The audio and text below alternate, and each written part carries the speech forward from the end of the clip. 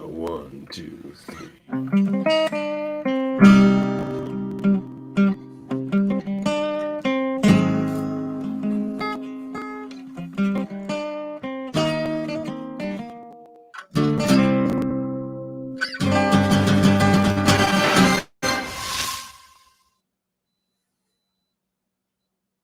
Hello.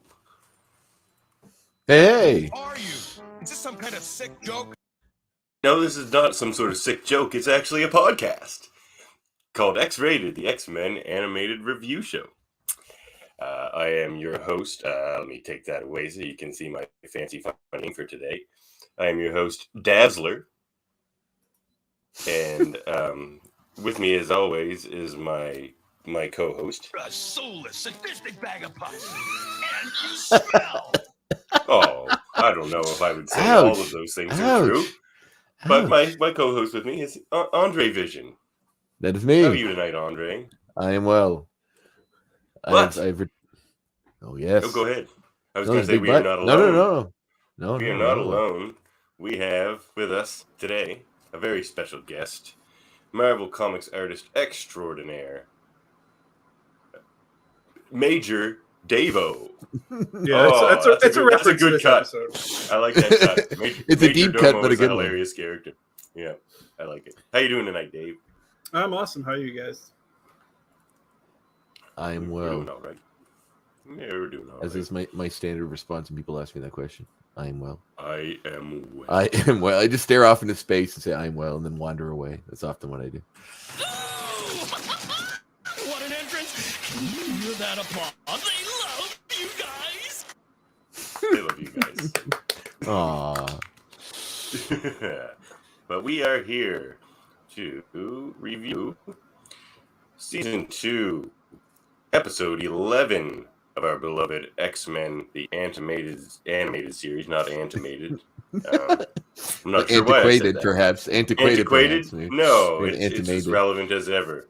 Entitled Mojovision. Well, if anything, it is kind of relevant to modern day with this kind of take on reality television and this sort of kind of, I guess, and this sort of sensationalism. And, you know, I suppose now more than ever, this episode kind of has, not to get deep into the movie references, but, you know, these sort of face in the crowd, you know, network sort of ideologues about, you know, sensationalism in television and ratings through kind of, you know, crazy exploitive feelings and stuff like that. So, and of course, look who the president was for 4 years. So, you know, there's a room for reality television apparently on the grand stage. Mojo was Mojo? president for 4 years. that was a crazy time. You know what? Of all the characters that probably could equate to that character, I'd say this one would be the closest so far. I just read today that Mojo had a Diet Coke button just installed in the Oval Office. Did you read that? Really? Wow. People thought it was like the button to launch the nukes, but it was he would press it, and then his own major domo would come in with like a silver platter and a Diet Coke. That would be amazing. I would wholeheartedly, so especially a guy like Mojo. That's my favorite part of that sort of trope about, I mean, not to get too deeply political, but Trump or even Mojo itself. It's like this fat, disgusting, like slobby person that'll eat all the junk food in the world, but I'll take a Diet Coke. Like the Diet Coke will save me. The Diet Coke will save me. This is a Coke Zero. So that's even better. Hey, listen, this is A&W sugar or whatever the diet A&W is, so root beer. So I'm on the same boat too. But I just find it funny when they're just like, you know, this fat slobby piece of crap, and he's like, "I'll just this Diet Coke will save me." Don't leave Mike Pence in charge here. You know, I think though, before we get reviewing there, fellas, we should have a little segment here, which I like to call.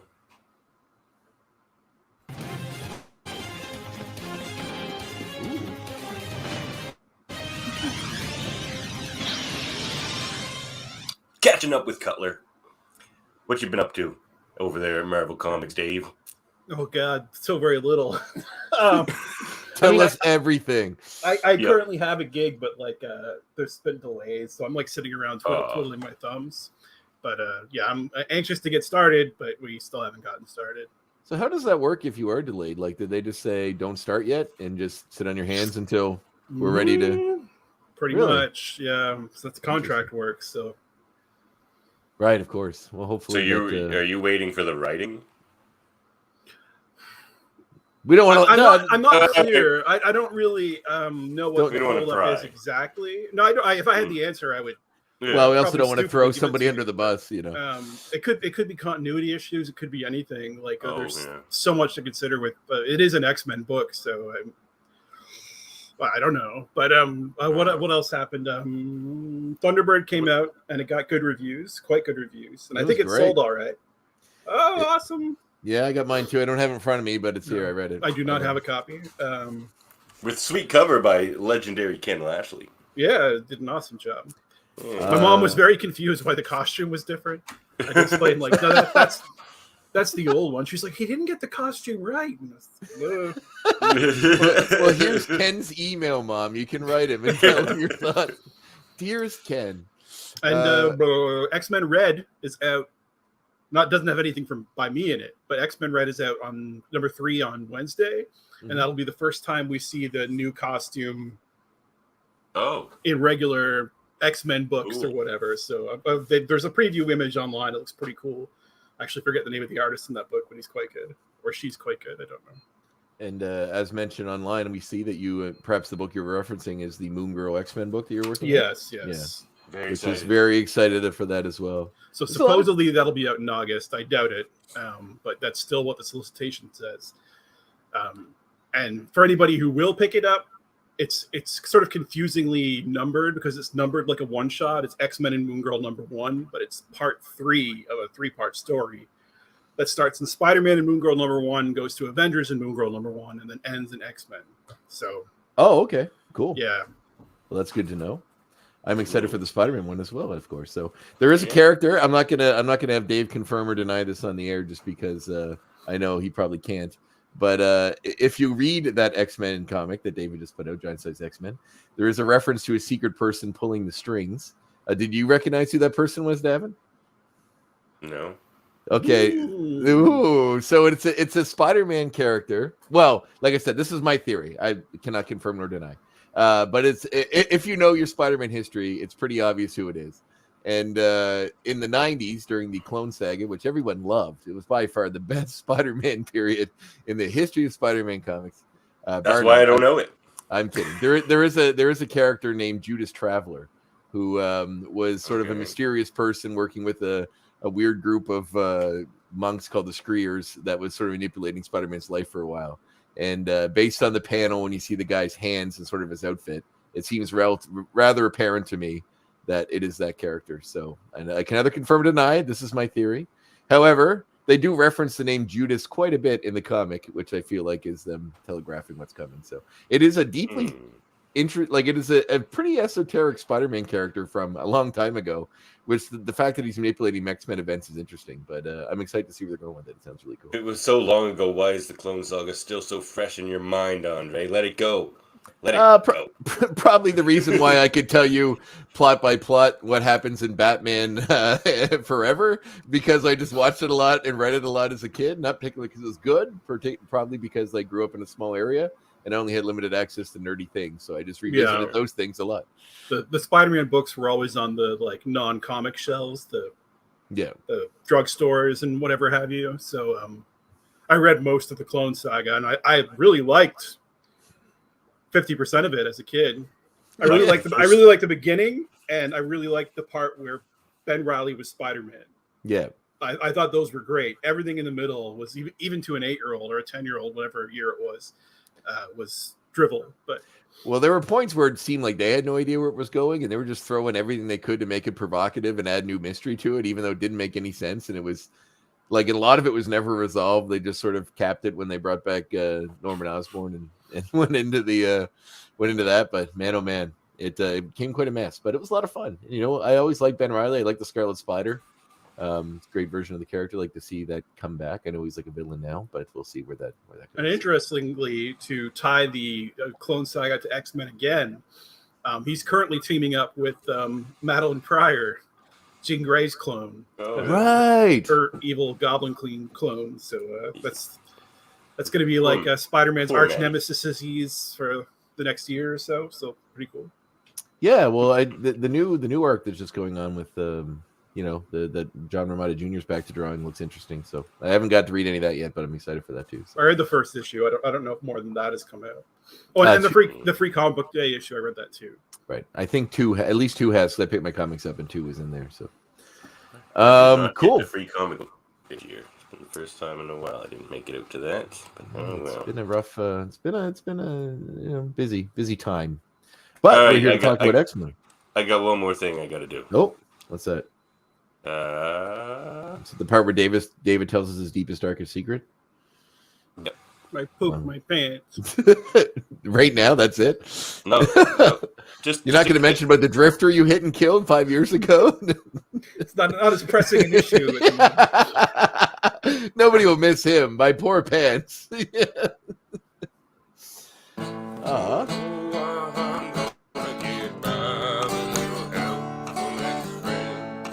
you record new audio? Amazing. Yeah.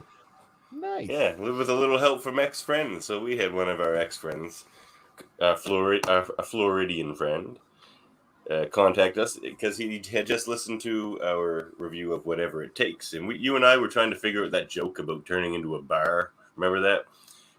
We couldn't figure out what they like. What was the setup for that again?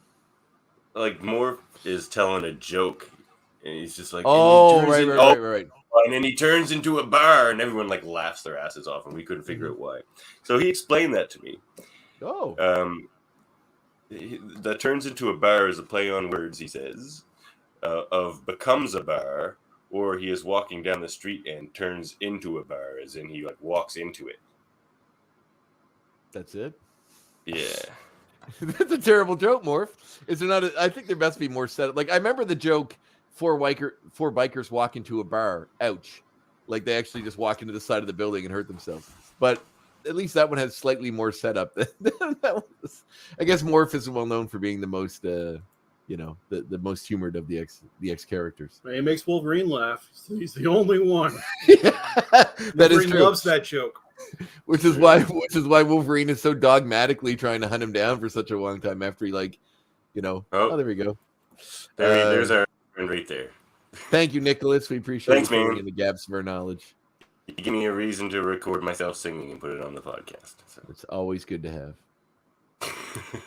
Anyway, All it's right. funny because I often will write down notes about the episode and then sometimes use just sort of an online, some various online stuff to kind of walk myself through it as I'm discussing it.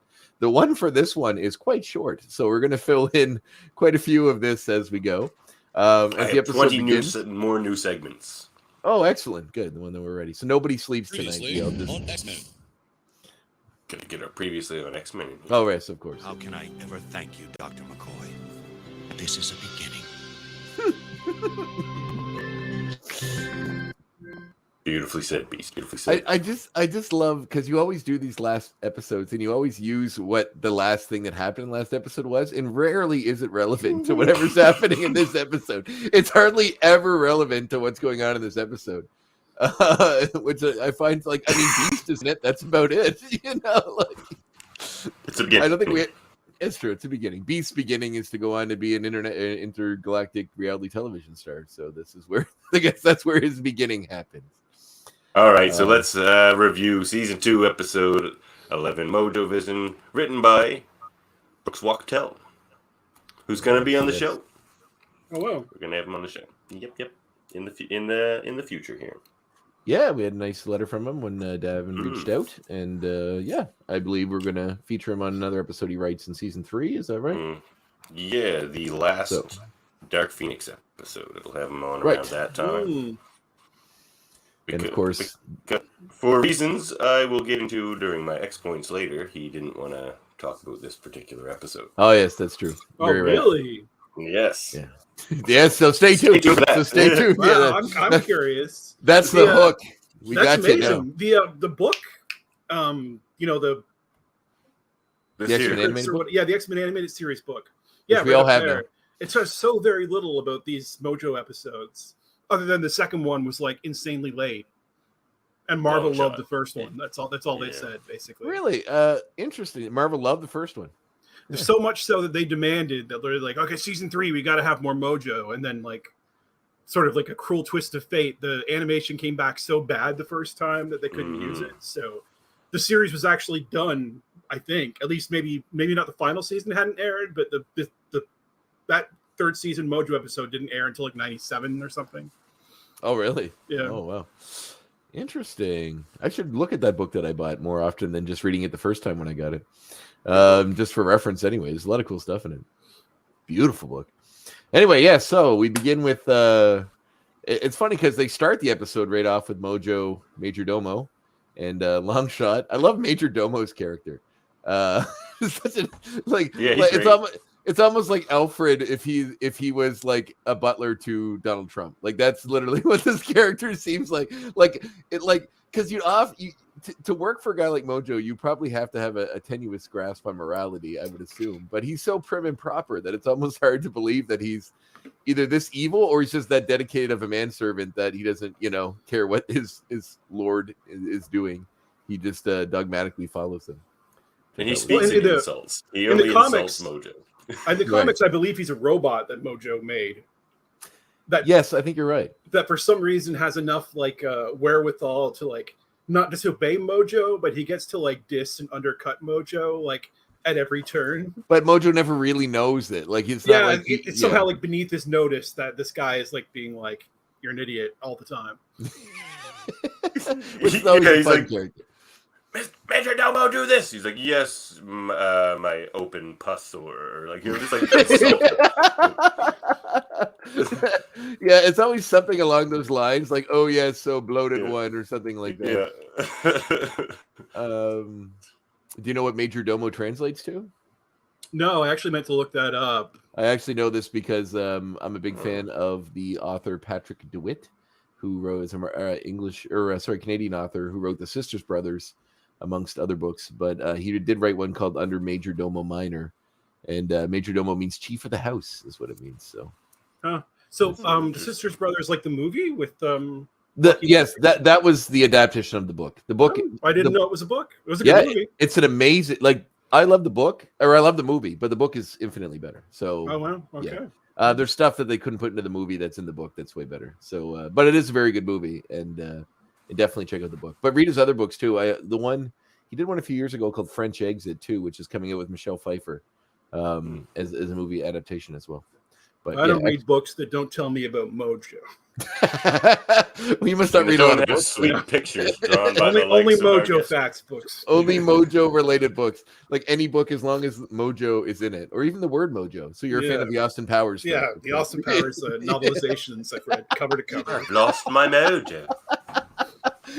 What would an Austin Powers novelization read like? Probably amazing if they exist. I kind of want to read them now. I feel like they may do, because I think either it was just an internet thing or someone shared a joke that wasn't real, but it was something along the lines of like an actual script piece of the part where he gets stuck between the walls where he's trying to turn the little car around in the first one. And if it's true, then it does seem as though there's at least an adaptation of the first one. Yeah, you better believe there is, and you can buy it used for $17.84 on Amazon.ca. Mm-hmm. Add to cart, David Cutler. Adding to cart. So we meet Mojo, who appears to be this giant gelatinous sort of green creature with technological dreadlocks. I guess the best way to describe them. Being transported around on mechanical spider legs. He seems to be too large to walk on his own accord, is why I assume he has that. Or perhaps his species doesn't walk normally. Well, they're called the spineless ones. They're the spineless ones, yeah. Right, because there's one in the chair that comes out. So they're probably just like a puddle of goo, kind of. But without the chair. That's true. They have bones in their skulls and arms, so it's hard to know how their anatomy worked before they got like, those chairs. Yeah, what are they attached to? Yeah. There's no spine. Not a spine, I'll tell you that much. Yeah. Interesting. Well, I guess it's like, you can't assume all aliens are built like humans, but he's built enough like a human with arms. Oh shit, are we gonna fight now? No, I think this is the long shot. That was intro. a finger slip. Oh, did you get in that?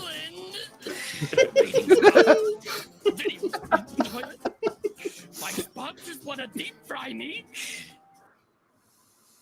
Yes, the ratings are low. Your action figures aren't selling. Mojo is upset at Longshot, who we are introduced to, because the show's ratings are lower on the show. The writing on the show is not particularly good, as is established by what we're seeing. He's a We big do star, get though, that long shot. He is. People do like him, and there is a big intro to the show that's kind of like a Miami Vice in space kind of thing, where he's like, fighting folks and doing all this fun intergalactic chicanery while, this cool action music is playing, as you accidentally played earlier. But Mojo is upset that the ratings are low and his sponsors are upset. I wonder who the sponsors are. Who do you think these intergalactic, just like pop companies in space? Like, who's sponsoring They're this? eating him alive, that's for sure. I would imagine that there are other spineless ones, because in the comics the deal is like Mojoworld is like a pocket dimension, like it's attached to the main Marvel universe, but it's not like you can't like drive a spaceship there or whatever. You have to go through a portal. But for whatever reason, television signals from Earth bombarded this pocket dimension and were scattered across their timeline. So as Mojo's species was evolving, they were being driven crazy by visions of Earth TV from the 50s to the present. Well, that would do it. They had no context for us, so television became their whole mode Like their of god. society. Yeah, Interesting. so it's how they structure their government, yada yada yada. And I guess Mojo was really good at it, so he was able to become like essentially the world's king, but he's still beholden to sponsors. So when did they add that piece to it? Like, I think that's there in right the comics? from Longshot's first miniseries where he's introduced. And who It's wrote been a long that? time since I read it, but the is it Ann 4 Nesenti? issues. Ann Nesenti and Oh, Adam Nesenti. Hughes? Okay. Makes Yeah. sense. All right. I think that's who it is. But Because that's incredibly smart. Like, that's a great origin story. Oh yeah, it is. Yeah, I don't think I knew that much about Mojo before, so that's very interesting. He's my favorite ex-villain for a reason. I love Mojo. Are you really? Of all Yeah. of them, Mojo's Oh, your that's crazy. favorite? I like him Yeah. quite a bit actually, but I wouldn't go that far. I have I a wouldn't call him real a soft credible- spot for Mojo. I wouldn't call him a credible threat, but I do find him in a very interesting character, that's for sure. So then we, he's out there looking for something else to replace Longshot, because does Longshot quit or is he fired? I think he's fired. I believe he's fired.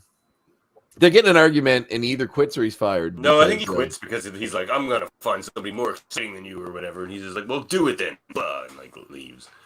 Yeah. Anyway, he goes searching for the next thing, and I believe Major Domo presents him with the X-Men. Yeah. Yes. Footage through that he has found by scouring, I guess, the intergalactic television waves, because they have all this, whatever TV he's tapped into has this amazing footage of the X-Men posing in these dynamic ways just for the camera, like a movie, even though that the only footage that probably be available would be news reels of them fighting villains or whatnot.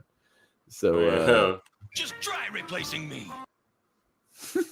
the one thing about this episode, I guess I say for my point, is the music is lovely in this episode. It's all this like this sort of circus kind of buffoon music, like tubas and Flattery, young man. We'll get you absolutely nowhere. He's so good. Dad, Mojo's was awesome. Was it you that just played the "Just Try Replacing Me" line? Yeah. yeah. I have the episode open on a separate screen, and I press play. It's on mute, and that line matched up exactly with Longshot's lip sync. I wish people could have seen it. I was like, for a second, I was like, "Oh, did I not mute it?" But then the dialogue cut off, so I was like, "I guess I muted it." It's kismet. It's meant to I mean, be. perfectly, 100%. That's amazing. I think I should bow out from this show, and Dave should just take my place. You are obviously on the same wavelength. And No. I have no place here. I have no place here amongst this obvious connection between you two. I'll just see myself out. You just need more feng shui. I'll just flip this down. So then we he's positive with the X-Men and decides that these would be his new stars, and they're exciting, and he's gonna go about getting them, which puts his plan into action, in which we go back to Earth, where we see the X-Men, as they do, hanging out in the old Earth, you TV say? shop. A bit primitive, and from a backwater dimension you don't usually bother with. But like, isn't it like love the responsible term, for their whole culture? I guess maybe not in this show. Yeah, maybe not in the show. Yeah, but I love the term backwater dimension. There's nothing in the entire dimension that is redeeming about. Like people say, well, Earth kind of sucks, and they're right. But there's nothing in all of our reality that is redeeming at all. Nothing more exciting than Longshot, apparently. The X-Men. And the X-Men, right? They're exciting. You know, there's Galactus, there's the Silver Surfer, there's cosmic beings that are changing reality. And no, but he says backwater dimension. He doesn't say. Oh, Earth. Yeah, that's true. He means all of the cosmos. Oh, wow. Everything. Yeah, that is a bit harsh of a judgment. Nothing's exciting. Thanos snapping half of the existence out of reality. That's not exciting. None of this is exciting. The Grandmaster's got to be doing something fun somewhere. Right? You think so? I mean, you got old Charles Xavier and Magneto still running in circles in the Savage Land. I mean, that could be a TV show in itself. I love his laugh. Well, his diet, like his cadence in his speech, goes from like almost Shakespearean to like goofy, like gutter rat in like seconds. Like, oh, there's no place for this here. Yeah, he seems to speak in impressions of people he's seen on TV.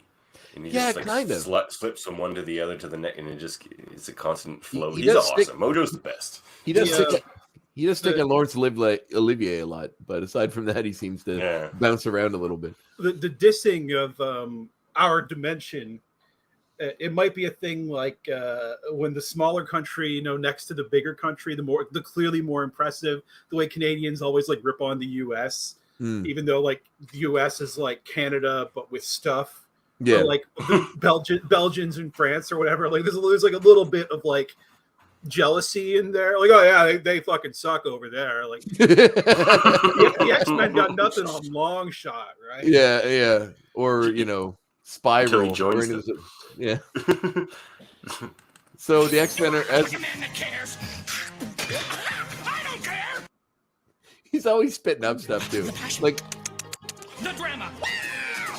And we can get them cheap. they also have the music as well, which is fun. You know, just he is a fantastic character, and like, you know, I know the X-Men haven't gotten to the MCU proper. I mean, in any real capacity yet. So, but I would love to see. And you know, the way the movies are done, they tread this line where it's between realism and comics. I doubt a character like him will ever appear in a live-action movie, but if he does, that would be incredibly fun. No, please make me a Mojo live-action movie, please. Disney Plus is totally possible. I mean, if they don't do a Mojo and the X-Babies show, they're leaving money on the table. Although there is a reference to Mojo in Deadpool 2, so you know, a door might be open. What? But is there? Very briefly, I'll explain that later in my X points. Oh my! I'm looking forward to that. This is going to be an exciting ending to the show. Well, yeah, it's true. It might not be that exciting, not as exciting as your news, I guess, but it's fun. So, anyway, we cut to Earth, where we see our beloved X-Men as they do in the '90s at a TV store. We often just hang out in TV stores in the '90s. Do you remember the '90s, David, when we hung out in TV stores all the time? I do remember watching things on giant walls of televisions and TV stores. Yes. They were TV stores, but I distinctly remember hanging out in the electronics part of a department store where they had video games and walls of TVs. In the mall where David and I worked when I was in high school and he was in college or university, at the Source, I believe it was. It might have been Radio Shack still at the time. They had like videos set up on laptops, and one of them was just like cartoons. It was like Earthworm Jim and Invader Zim and stuff like that. So every time I wandered by, it'd be something kind of fun to sit there and watch. So I think it was just Jim cartoon. It was fun. It was great. It was fantastic. Yeah. Doug Sennegal is a cool guy. His comics are fun. So I believe they're looking for a new. Is it a new VCR again because Jubilee destroyed another one? With a surge protector. With a what? Surge protector. Oh, surge protector, right. This is like the third or fourth time we've referenced her destroying VCRs. So she's a menace. to electronics, apparently, for sure. Oh man, kind of a weird parallel to the last episode I did with you guys. She had destroyed a CD player in that one. Oh wow. Yep. And then in the there's the one where she goes to the she gets kidnapped by Graydon Creed. She's also going into another store to to have the VCR fixed again. Was the VCR another the CD player? Again? No, it was her CD player. That's the one he's talking about. I think. That wasn't the same episode. Graydon, because the one where Graydon Creed kidnaps her to make it to give her the mutant right. box. It's the sequel to the episode that we did, right? Yeah. Because that's when he sprays them with the legacy virus or whatever. Yeah, that's in season 2 when they go back to because when Cable gets involved at the time when they go back to the time travel stuff. So Days of Future Past Part 2, whatever the hell they called that one. It basically was. It was like the same episode twice with Cable in it. It was good. So yeah, it was good. So as they're hanging out in the store, the TVs all show Mojo, who is basically pitching that he's going to take them on their show. The X-Men, of course, noticeably confused by what's happening, as giant green faces don't normally appear on television to speak to you. Whoa! Let's not get off on the wrong foot. He kind of sounds like Beetlejuice, doesn't he? I was going to bring that up, that he's clearly like the performance is really inspired by Beetlejuice. Yeah. There was a lot of that like going on at the time, like well, the movie was big like a year or two before that, right? Yeah, and sort of the cartoon. The same company made Beetlejuice, the cartoon. Right. Yes. They did. Yep. And Alison Court is Lydia in the cartoon and Jubilee in this cartoon. But after the Beetlejuice cartoon, like you had like Drop Dead Fred and even Aladdin, that movie like stuck so bad. Like the magical best friend kind of became a thing that was like everywhere for a second, and they had that like rapid talk, constant pop culture references personality. And not that I guess maybe Mojo is Major Domo's magical best friend, but he has that same cadence about him. It's funny. I often ask people what their favorite movie is, and if I haven't seen it, I'll go watch it because it means so much to somebody that I know. Then it's worth seeing. Did you see Medicine Man yet? Actually, no, I have not. I will go watch it. Good movie. But I've seen a lot of great movies that way, and I've seen a lot of terrible movies that way. One of the terrible ones being Drop Dead Fred. That movie is atrocious. I mean, I'm a huge Gremlins fan, so I have a soft spot for Phoebe Cates, but oh my God, is that movie bad? Real bad. Also, The Goonies, not a good movie. I'm sorry. I don't care. Not a good movie. Agree with you. I've actually never seen The Goonies. I've never grown up with it, so apparently you need that nostalgia to make it good. Anyway, so yeah, then they start attacking the TVs. I grew up with that Howie Mandel movie, Little Monsters. That was that's another one. Another one, yeah. Yeah, he's really Beetlejuicy in that too. Yeah, that's a great movie. Actually, I don't think I've ever seen that one. I haven't either. Apple Juice. What? Oh, you guys got to go watch that movie. That must hold up. It was amazing. It must. Doubt it. That's a phrase. That's a great phrase to describe movies from the mid to early '90s. It's gotta hold up. No, that's from the '80s. It's Fred Savage and his Wonder Years. Yeah. You know what? Fred Savage. A pure nostalgia buy, which is kind of related to this conversation for me, was I collect Blu-rays, and they put out one of the show. Put out a deluxe edition of The Wizard from the early '90s, I knew you were which I picked up, but I'm hesitant to watch it because I feel like as good as I remember being in my head can't be as good as it actually is. Oh, it's not. I've seen it recently. It's basically just an advertisement. I mean, I like Fred Savage, and for the most part, I mean, I know he's getting into some trouble recently, but Jenny Lewis is in that movie, who I'm a big fan of her as a musician, and she did some acting when she was a kid. She plays the girl in that, and her music's fantastic. So. Even as a kid, I didn't like that movie. Oh, really? It was like the movie kept getting in the way of the video games. All I wanted to see was like, show me that power glove, goddammit. Yeah, really. Like, I was there for the commercial and all the like interpersonal stuff with the kids and he touched my breast. It's just I was so like bored by it all. Even I was there for Mario 3. California. The release of Mario 3 was exciting. Yeah, it was. I didn't understand what was wrong with the kids, so I was just like so confused by like Me why is he too. acting like that. Which I guess now we know is autism. Yes. Yeah. But they acted like it was like we finally figured it out. Well, he was also his sister was killed or died from cancer or something. What did the sister die from? He had a sister that died because that was part of the sadness. If you remember the end of the movie, spoiler alert, I guess, he goes and finds that time capsule they left in the dinosaur. There were pictures of him and his sister, who wasn't around anymore because I think she died. So there was something to do with that. My brain is telling me she died in a fire, but it probably wasn't. It'd be, yeah, it's like a real, like, it's like, whoa, that movie's way darker than I thought it was. Yeah. Let me throw up a couple quick images here. We had those Oh, yes, monsters. yes, we do get some Longshot was fighting. references, which seem very much Yeah. like The Brood. Yeah, it's basically And the they're, closest to the there's- Brood we get in the show. We don't see There's The the Brood in TV that show? store. No. No, they Well, do. we do in Brood, the intro to the Japanese. Yes, No, they we do see a them Brood- a lot. Brood. They do a Yeah. Brood like storyline like in season 4 or something, and you should really look up what they made the Brood. They're not Brood; they don't even use the name, but it's the same like Wow. body snatching principle, but done in a way that censors wouldn't freak out over. Oh, that's interesting.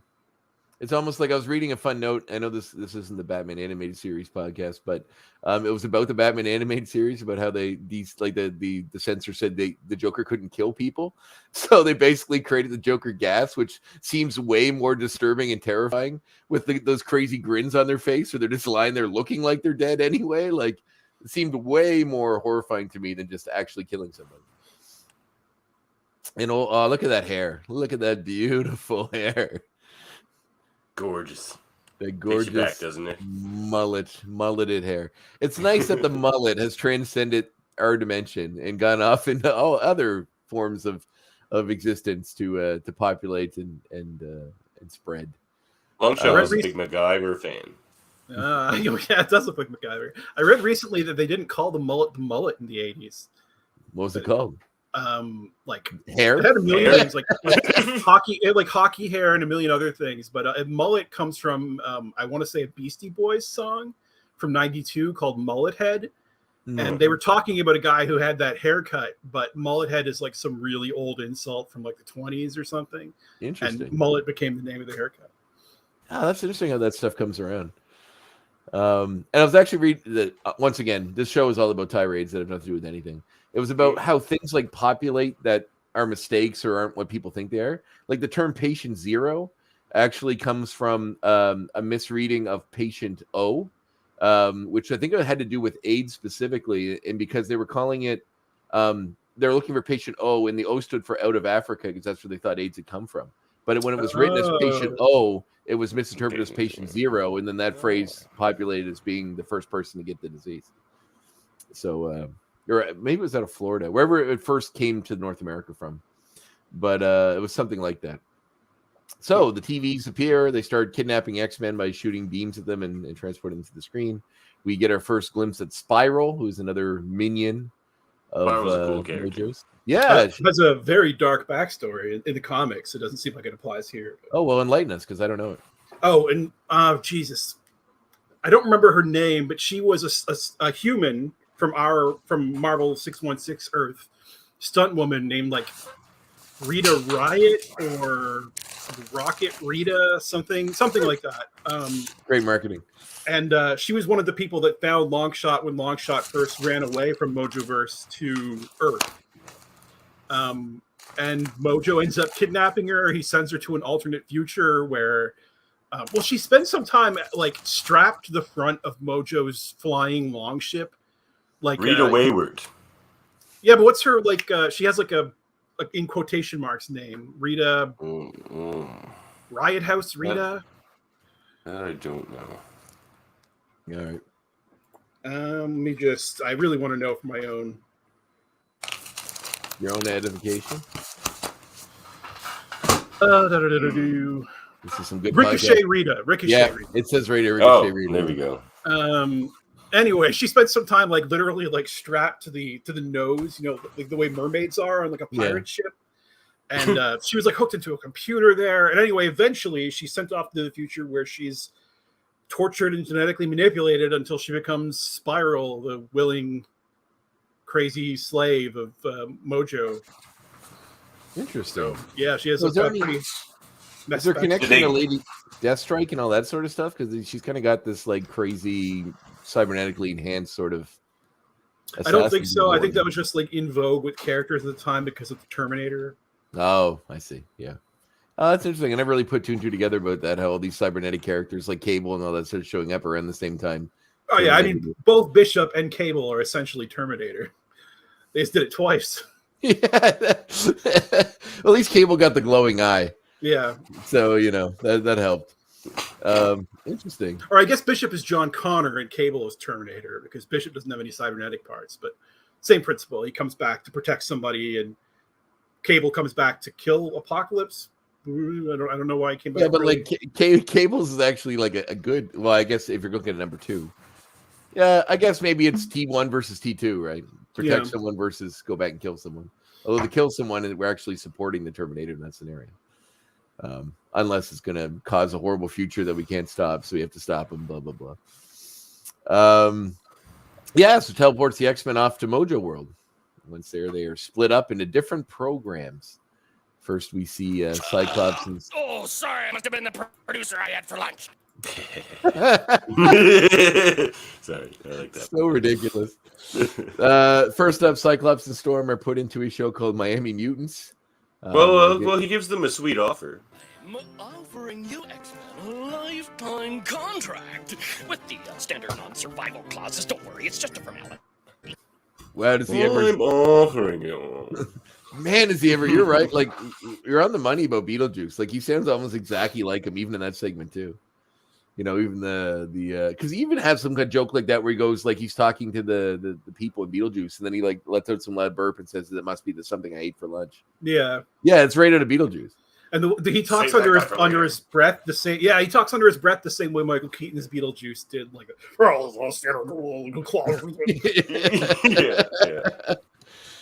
during that's one of my favorite movies. It's a fun movie. During COVID, the theater wasn't showing much new movies, so they would sometimes show old movies, and they had Beetlejuice on. So I took my little brother, big brothers, big sisters to it. And it was fun watching it. Had he seen it? Yeah. I don't think he had. I mean, he's 17 awesome. now. He would have been probably 15 at the time, I guess. He was 13 when I met him. So yeah, he like I took him to Gremlins for the same reason, the first one, and a few other movies like that. So although the original Nightmare on Elm Street they did as well, which is really fun to watch in the theater. But yeah. So second best Nightmare on Elm Street movie. No, third best actually. The first one is the third best? Yeah. You're gonna say the third movie's the best one, aren't you? Dream Warriors? Yeah. New Nightmare, you're going to say. Oh, no. New Nightmare's number 2. Those are my 2 favorites. Dream Warriors. New Nightmare actually is pretty solid. 3 is fun. It's like awesome. Yeah, 3 is really fun. It's just on the cusp of when Freddy gets too goofy. When he was goofy and kind of fun but still scary, and then 4 is when he just goes super goofy, and then 5 and 6 it's off the rails. Then New Nightmare made him scary again. Yeah, because it's a whole other story. But I did like that how they played with the convention, so it's fun. Yeah, Dream Warriors is awesome. I used to watch that when I was like 6. I didn't sleep a lot. Oh my god, I was like deathly afraid of even the concept of Freddy Krueger. Like, a few years ago, I worked at an EB Games, now at GameStop, and it was like when I think It Chapter 1 was like the big thing, and some kid was like, we had like a display of like It bullshit merchandise on the counter. Oh no, the TV was playing the trailer. Like, you know, you go into an EB Games and they have like a cycle of trailers. They were playing the trailer for the movie, and this little boy, like 6 or so, is there with his mom, and he's looking up at it, and then he goes, "It's Pennywise! I saw him, Mom! I saw him!" Like he knew he was getting away with something, but you could also tell he was going to have like every nightmare tonight. But that was me. Like, I knew these guys from the ether, like Freddy Krueger and Jason and Chucky. I can remember seeing the VHS for Child's Play 2, where he's got the garden shears and he's going to cut the head off the Jack in the Box. I swear to God, I must have had like a billion night terrors that night. So I was a skittish. It wasn't until I was like a mid-teenager that I watched these movies. Yeah. And I was like, oh wow, they are really tame compared to what exists. Oh yeah, I actually watched the first one not too long ago because it's one of my friends' favorite movies and I've never seen it before. So it's fun. I mean, apparently the original idea for that movie, and they changed it because they thought it was too dark, was that the movie would have been, you kind of think it's the doll, but it turns out the kid is crazy and killing people. And that was the original conceit of the movie, which they changed things around to make what it was. But that would have been an interesting take on it as well, because there are a few scenes where you think, hey, you know, they kind of lead you that way, but then it becomes very quickly apparent that the doll is alive. Especially, I mean, I don't know how after watching that movie and you see the intro where the guy does a a magical spell over a doll and there's lightning that blows up a store, you can still think there's any kind of doubt that he's not somehow in the doll. It's like lightning strikes the store. It's a whole thing. Yeah, so then we see Cyclops and Storm are now in a show called Miami Mutants. I will let you guess as to what that is a parody of. And which I don't know. you don't know? You don't know of any popular show that may have had Miami in the title?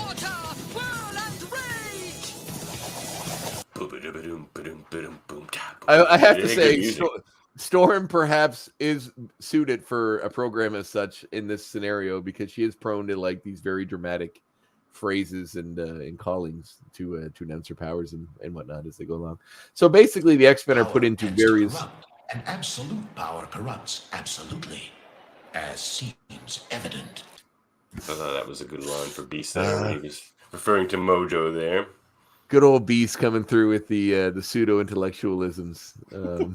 I can't let them slide. They have to get into every episode. I love it. Well, it's like I know I've hammered on this a lot, but you know, like he's written so much like the way people think smart people are that you know, like the people that write the show are smart people. I mean, there's a lot of stuff tucked into this, but there's always these tropes when it's like the Big Bang Theory. When you write someone as being intelligent, they have to fit these certain boxes.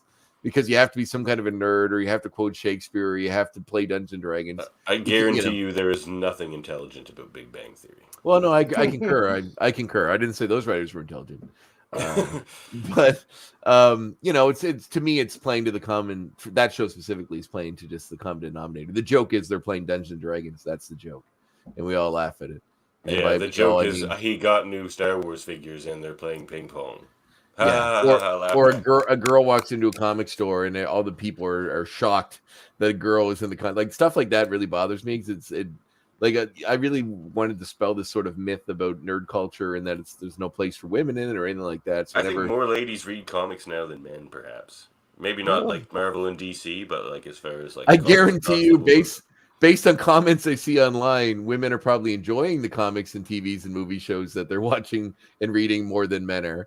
But I digress. Well, it's hard to say. Those are like a vocal, very online minority. Like, that's true. They are the louder voices. Doesn't necessarily mean there's a lot of them that is louder. And living under a bridge. Yeah, I've been reading about this. The girl from the new Obi-Wan show and some of the stuff that they were just showing some of the comments she's been getting. What is that? Why is that a controversy? I don't understand Star Wars because I don't watch it, but. Oh, it's not a controversy. It's just she's a black actress that has a substantial part in a former show.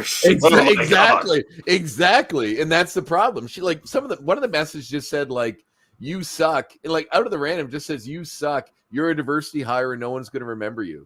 Like that's it. That's just one comment that just gets sent to her for no reason. Like she's just an actress on a TV show. Like it's fucking insane. Isn't Rosario Dawson in Star Wars? Yeah, Rosario Dawson makes everything better. I'll tell you that. But her character has orange. Her character's she orange. Can shine up a turd, man. Like, yeah, but for some reason she can do an Oscar-winning performance in a Kevin Smith movie. Rosario Dawson is. Well, when they announced a black stormtrooper, people's fucking heads exploded too. Like they're wearing a goddamn mask, and people over the galaxy are stormtroopers. Why does that matter to people? It's fucking stupid. Maybe because they're space Nazis. Yeah, well, yeah, but they're like. Human space Nazis, like human superiority. Aren't they all actually like New Zealanders? But yeah, mostly. But all that's only established in the comics. Like in the movies, they've never actually stated the Empire doesn't like aliens. You know, they never have any aliens in Grand Admiral Thrawn. But that's also from the books. You know, like yeah, that is true. There are no aliens in real. So it is implied through that. I guess you read into it. But so I mean, especially by Jedi, when they're they always have their like around the hologram scene. You have all these like gobbledygook looking puppet men and stuff for the rebels, and in space, it's all humans. That's true. I mean, I think it's establishing what we all know to be true is that humans are the worst, and that we need to protect the galaxy from them. Well, Hutts might be worse than humans, but no, perhaps so. And baboons. Okay. This is where we learned Davin's deep baboon hatred. It's coming out right here. That'll be an X points later. He just looks off into the distance and talks about that time a baboon exposed itself to him at the zoo. Look, baboons are not nice people. Well, they're not people. Is number one. Well, there you have it. that's not a deep cut, man. That's not a. I don't think that's a gotcha moment. So yeah, as the mutants are put back into different programs where they're forced to fight various monsters or robots or other things, they eventually seem to be defeated in each of their shows. Which to me is like, what is the purpose of this show? They literally just put them into insurmountable odds until they lose, and that's it. So is this what I see every week? It's just the heroes fight various bad guys until they lose and then get stuck in a glass screen like the Phantom Zone prison until they're needed again. Is that the whole premise of the show? Does it sound like a bad show to you? Well, I mean, it just seems like the same show. It seems like this.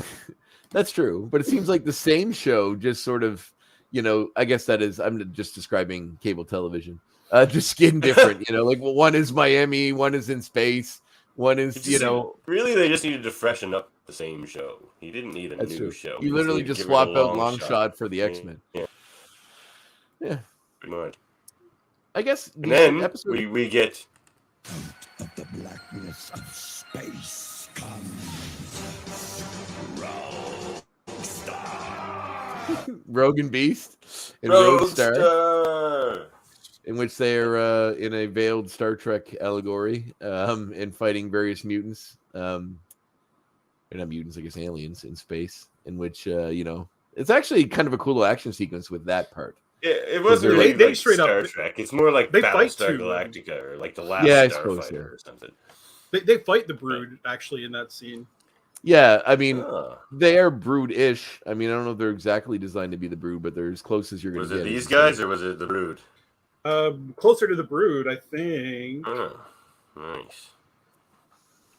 Because there is a scene where, like, Beast gets stuck in the space, and then Rogue tries to save him and can't. And then she ends up crash landing the plane while trying to save him. Oh, yeah, they're very close to the classic Brood with the two fangs on their bums, I guess. Oh, yeah. Two stingers. They got those. Here's a Brood bum. Yeah. Like a lobster tail, kind of. Brood Bum, Davin's new band coming out next week with a new solo. So at least gonna be a song. Yeah, number one hit Mojovision is the name of the song. Mojovision is a sweet album name. There you go. That's my gift to you.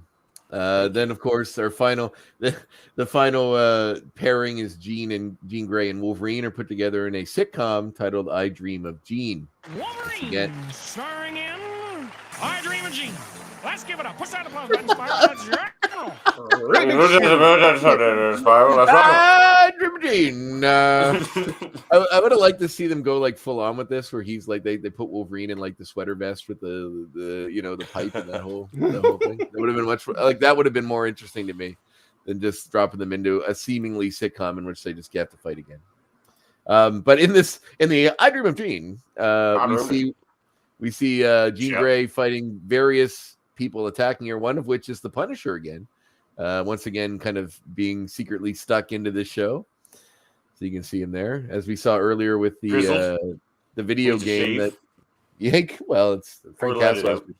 There's a parallel to the last episode that I did.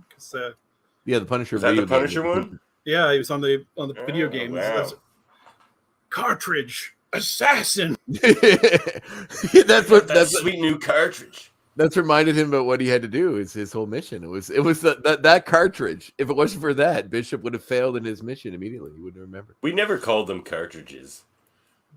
No one said I'm going to go buy the new cartridge. You say we never got the game. Right? We never got to do the follow up on that episode with you because you just did part one. But then when we did the part two later, or not part two, but the continuation of it, when they included Cable and the Legacy virus and all that stuff.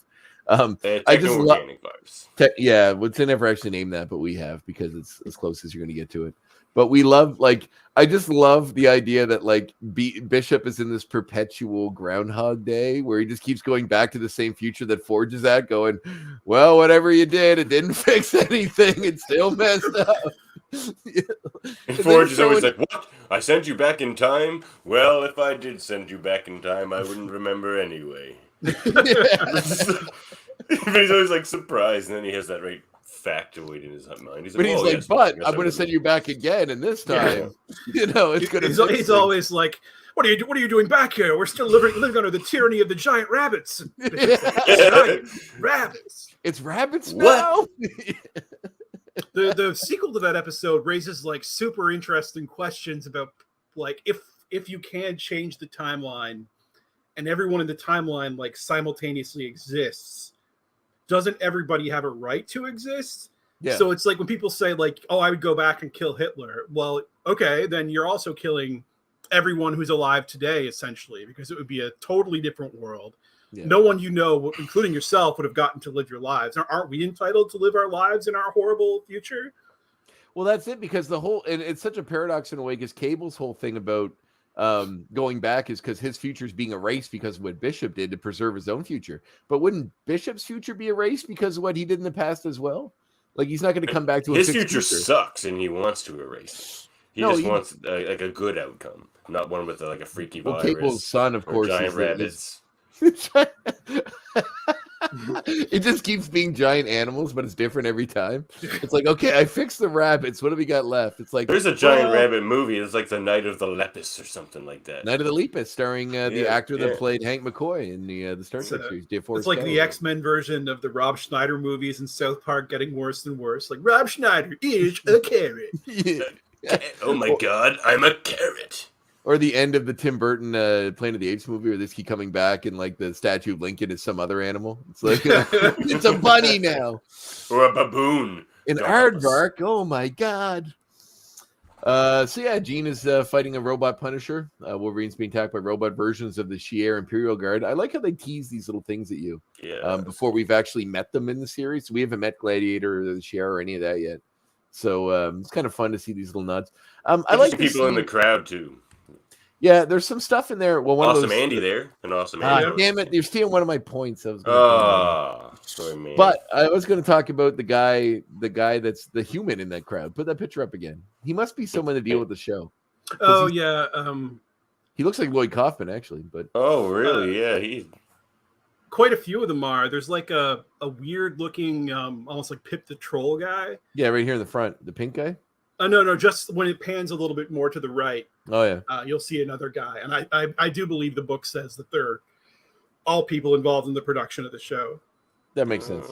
I figured that guy was a writer or something to do with the show, just because he has a very distinct look. If you're just supposed to be a random human, I wouldn't imagine they would make him look that distinct. So that teddy bear man is also freaking wild looking. Oh, the guy in the front, yeah. Yeah, look at him. He looks like kind of like Fozzie Bear, but like a nightmare fuel version. And there's like the iguana version. There's like the iguana version of the lizard behind him. Oh yeah. And then slightly to the just out of frame is like Goliath, but like melting from Gargoyle. Lobster guy. Lobster guy is cool. We got Dr. Satan from the Rob Zombie movies in the forefront here. Everybody's blue. We got everybody. The whole gang is here. Hail, the gang's all here. So Gene manages to shut down the power to Mojo's broadcasting cameras, which makes the live audience frustrated, as you can see. Perhaps that's why Bear Man is so upset in that picture, because his feed has been cut. He's not going to get that sweet release that comes with seeing them get turned into glass prisons again.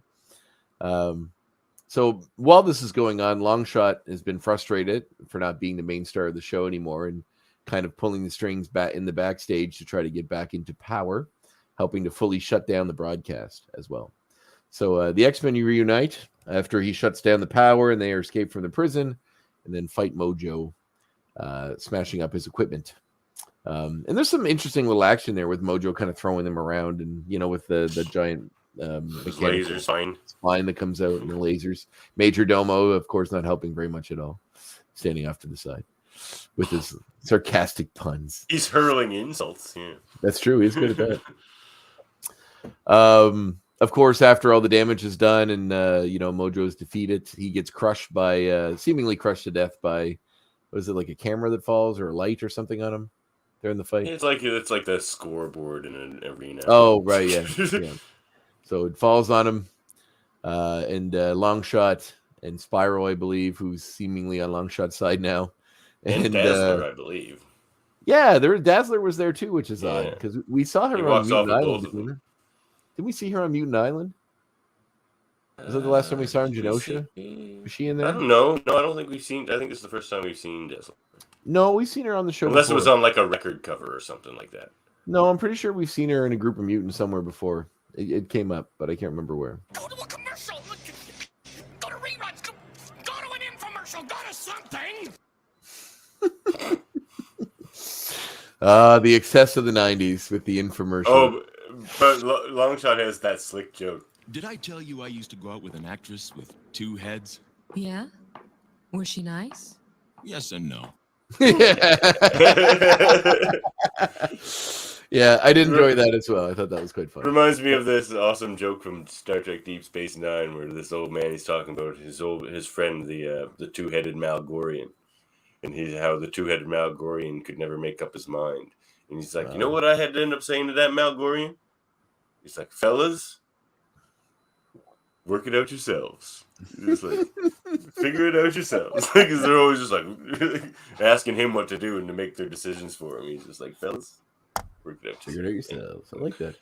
There's a really funny bit when the feed first gets cut off and the audience can't see the carnage anymore, where this like formerly like foaming at the mouth, bloodthirsty audience of monsters and aliens, they all immediately take out little novels.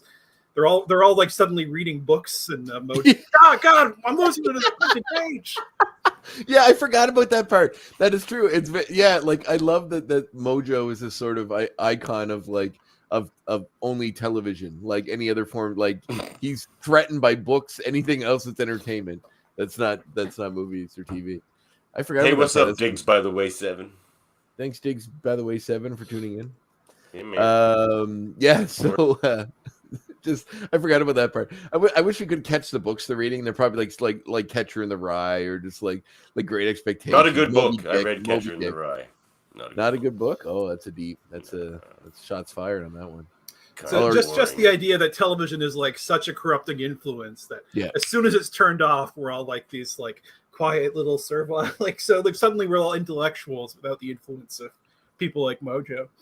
Well, there are a couple. Well, I'll bring this up in my X points, but there's some stuff that in fiction that has gone along a similar route about showing that. Like once the TVs turn off, what the people will end up going to do. That like I'm trying to think if there's a prime example, but I'll see if I can put it together before I get there. Itchy and Scratchy in March. Yeah, when Marge gets rid of the violence in Itchy and Scratchy, and all the kids like go outside and they wipe their eyes from the sun and. And they do this like big pan across Springfield with that like. But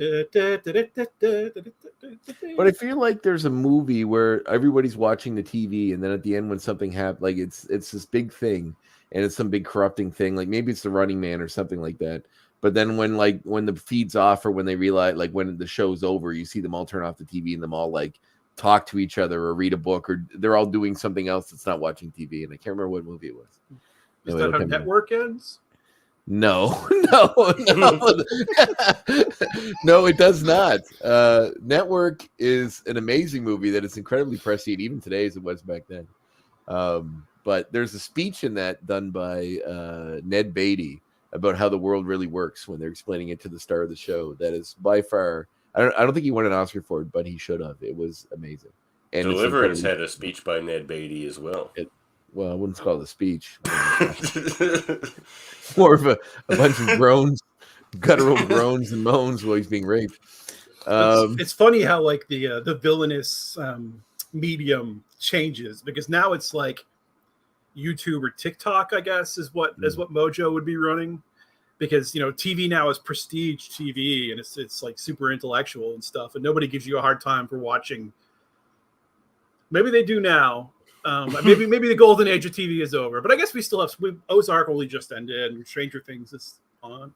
There's stuff to watch. There's lots of Strange New Worlds is amazing if you're a Star Trek fan. Strange New Worlds. There's quite a few. It's hard to keep up with how good. Like, there's even shows that I watch, like Better Call Saul and stuff, that are like I'm having trouble catching up on because I get sidetracked by all these other new things. Like I'm on Stranger Things right now, and before that, it was The Kids in the Hall, the new series on Prime. I've been scared to watch it.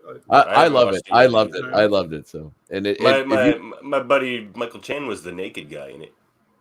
Which naked guy? There are several In naked the guys. locker room scene, one of the naked guys. Oh, really? Because in the first episode, 2 of the kids themselves are stark naked, and they show you everything. And kids in Oh wow! Now I'm there. old dudes in the hall. If you've ever wondered what Dave Foley and Kevin McDonald's penises look like, you can wonder no longer. You will see. I it. have one. Oh, kids in the hall. You've aged terribly. Well, there's actually it's really good. I really liked it. But there's one particular segment, I think it's in the middle of the series, where it's like a post-apocalyptic DJ, where it's like one guy left in a bunker that's like still a radio style DJ after the apocalypse that's happened. awesome. He's not sure anybody's listening. He's just still doing the DJ thing, but he only has one record. It's a 45 of Brand New Key by Melanie. That's the only song. He just keeps playing on a loop. You know, I ride my bicycle past your window last night. That song. It's just on. Oh, really? It's an old song, but it's a hoot. And like, you know, he just stares off into space, contemplating the horror of his existence while it's playing. It's very good. It's very good. They love those existential horror jokes. It's probably my favorite, and they throughout the episode they keep coming back to him, and it's very good. It's probably my favorite part of the show. But we should cap this. We should cap this before we go off. We're almost there. We're almost there. So the X-Men get sent back to Earth and all his back to the TV shop where he's looking at all his smashed TVs, just kind of getting them repaired. Everything and then they come that Mojo created is gone, especially the audience. Oh yeah, we do see Mojo. Mojo has of course survived. He busts out of the scoreboard, ready to make more content. Yeah, I do think you could. I'm sure current writers have done some kind of storyline swapping out TV for social media with Mojo at some point. They must. Oh yeah, Mojo's been around recently. Seems like low hanging fruit that definitely should have been picked by now by somebody. He's back. I think he was like in the last issue of Adjectiveless X-Men. Have they ever done a team up with him in Arcade? I feel like that's a no brainer too. Hey, that's a weird. Could be competitors. Oh, there he is. Arcade also never appears in this show. It could even be a game amongst them as to who can get better ratings, right? And that'd be interesting. I would read that comic. I'll write it, submit it to Marvel. Dave, do you know anybody at Marvel I can send my shitty script to? I don't know anybody at Marvel who will answer my emails right now. Oh, perfect. It's not totally true, but I'm a little bit in the dark. Okay, well, I'll wait until you're on top of the mountain before I come crawling back. So then we cut to the Savage. All I know Man. is that background characters in X-Men comics look the best when they look like Devin and Andre. Just keep that in mind. Oh. I've heard that on the internet somewhere. I don't know. It's funny because you know, the owner of Strange Adventures in Halifax, Cal, he, you know, is friends with a lot of people involved in comics, and every once in a while you'll see him pop up somewhere in the background of a comic. Usually, like Nick Bradshaw just dropped him in his Bermuda comic as like a bartender at a bar in this sort of land that time forgot on an island somewhere. So yeah, it's funny. Yeah, so then we cut to once again those zany odd couple of Magneto and Charles Xavier that are still for the past 10 episodes wandering through the Savage Land with no real answers to be given as to what's happening. They encounter an interesting little appearance of Shanna the She-Devil, as it would appear by her design. I'm not sure if it's supposed to be her specifically, or if they just designed her to look like her. Well, it seems like a terrible end for her if she's not rescued by the end of the series. Yeah, I figured she'd put up more of a fight against Sauron, but, you know, whatever. Sauron? Are we in Lord of the Rings here? Oh, is it with Sauron? Yeah. I thought Sauron as a kid, but then I just thought I was wrong. Well, like I used to call Magneto Magneto. Magneto, so, yeah. Yeah, so did I. Yeah, so, you know. Because it does seem like Magnet, right? Like, until I think when I first read the cartoon and they said his name that way, I was like, what the hell? That was a big adjustment for me because Magneto sounded like so much lamer because Nito. Yeah. That's funny. That was in a Squirrel Girl comic. She's like, I thought it was Magneto. So it was Magneto. His toes are magnetic. Yeah. Do you ever but when I know we haven't finished this episode yet, but we will in a second. I used to have a big argument with someone, a friend of mine, about in Star Wars, the AT-ATs from The Empire Strikes Back. I said they were called AT-ATs. No, they're AT-ATs. Okay, maybe. But There's ATSTs. So those Yes, at that's my argument too. Are those That's my argument at-stus? too. I don't They're know not- shit those about aren't Star ats. Wars, so don't listen Yeah. to me. And there's no, you're right. The correct thing is at. That's what they're always called. They But were there's called in the also toy commercials, too. ATSTs. So there should be like consistency there. They're not ats. At So Thank you, they- Dave. I appreciate the validation because it's I agree been bothering me. 100%. 100%. I'm gonna pick Like since we're talking about pronunciations, it's Thanos, not Thanos, Andre. It's Thanos. He's your favorite character. Say it right. I'll call I've it been whatever waiting way I like want to call 2 it. seasons of this show to get that off my chest. It's really hard to lose your like childhood pronunciation. I know people who still say dark seed instead of Oh, dark really? side. Yeah. So do Wow, I. that's And I even argue that with them, and I don't even know anything about DC. I'm like, I'm pretty sure it's Dark Side because that doesn't sound as lame as Dark Seed. In the Marvel movies, they call him Thanos and not Thanos. They call him it's Thanos. That's what I said. No, you say No, Thanos. all You the say time. Thanos. Oh, You say so there's Thanos an all E the in there. Thanos. Okay. I'm sorry. It's Thanos. Listen, It's Greek. I have a shrine to him right Thanos. there. You Pronounce can't it- see the X-Men thing. Is Pronounce it however you like. Oh, So- except but just not on this AT-AT, show. except AT-AT. except AT-AT. Yeah, you call it AT-AT. You son of a bitch. AT&T sounds like a phone company. Sure it does. But anything with an A and a T, it's going to sound like a phone company if it's an acronym. Hmm. Another one is Aquaman's wife. I grew up calling her Mura because mermaid. Yeah, Yeah, that makes sense. that Mira? makes sense. Yeah, I know Only that. one E. How is it Mira? It was so great when we got to see all these things in cartoons, but then it was also like, oh, I've been pronouncing this wrong my whole life. I keep thinking of that Simpsons quote when he's like, Crabapple, I've been calling her Crandall. Crab apple. Like, I've been calling her Crandall. I've been making making an an idiot idiot out of of myself. myself. He just runs crying out of the room. So Shannon the She-Devil is running, being chased by Sauron, who is a very large green pterodactyl and anthropomorphized pterodactyl. And very Professor X Has he Magneto- appeared in this show yet? No. No. Because he has So- a great voice. Oh, This yeah. cartoon. And does anybody remember his real name? I know you Carl- knew that. Eric like Carl Lycos. Carl It's Carl Lycos. Lycos. Very Yeah. good. I was going to say, there you go. So they're going to go try to rescue her. Magneto stops Professor X from intervening, saying that they won't be able to fight off Sauron. Sauron uses his eye I powers. found that to- interesting. Like, I'm pretty sure Xavier and Magneto, even just Magneto half asleep. They have no his powers, could remember? but he says even with our powers, we'd be having a big problem with Sauron. Probably because he could just like, hypnotize no. you. Yeah, but Magneto. He's pretty powerful against mutants. He saps their Yeah. energies and stuff. I mean, he had Storm of all people as a captive in his first story. Right. his That first is story. an I never- accomplishment. I've never read his first story. I haven't read anything before Chris Claremont. I read his first Chris Claremont story where he does capture Storm. Oh yeah, he's in Oh. like episode or not episode issue like 30 or something. Yeah, he's like a Neil Adams edition. Yeah. So then she's captured by him. He hypnotized her and then carries her off into the distance to the lair of Mr. Sinister, I guess. But- Kazar's not gonna like that. Do we meet Kazar in the show? Or do they not put him in here? We gotta at I don't least think see we it. do. Really? Yeah. He maybe I can A lot of really people picture show up him in the in the background animated and stuff. style. Actually, I can really picture him. So it's possible we Yeah. do. Me too. That makes me want to go back and read the Mike Warengo Kazar series. I like this comic. I miss Mike Warengo. Well, He All does right. appear. Yep, Kazar appears. So there you go. He's Awesome. in 4 episodes even. Oh, must be later on then. Oh. All right, and that brings us to the end of the episode. The creature attacking the woman is Sauron. There is nothing we can do. Nothing we can do.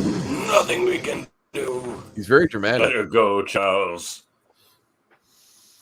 I love these versions of these characters. I know they're boiled down to the kind of their core concepts, but just I love the Shakespeareanness of Magneto, the white hair and Great the actors, man. the gravitas and the voice is great.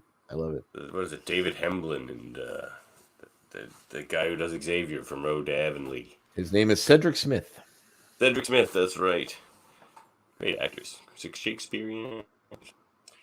Anyway, I remember David Hemblin from Tommy Boy. The movie Tommy with Boy. Chris Farley. Yeah, he's in in that. that? He's the guy that Tommy tries to sell the auto parts to, and he's just like, but it doesn't say it on the box. That's Oh, Right.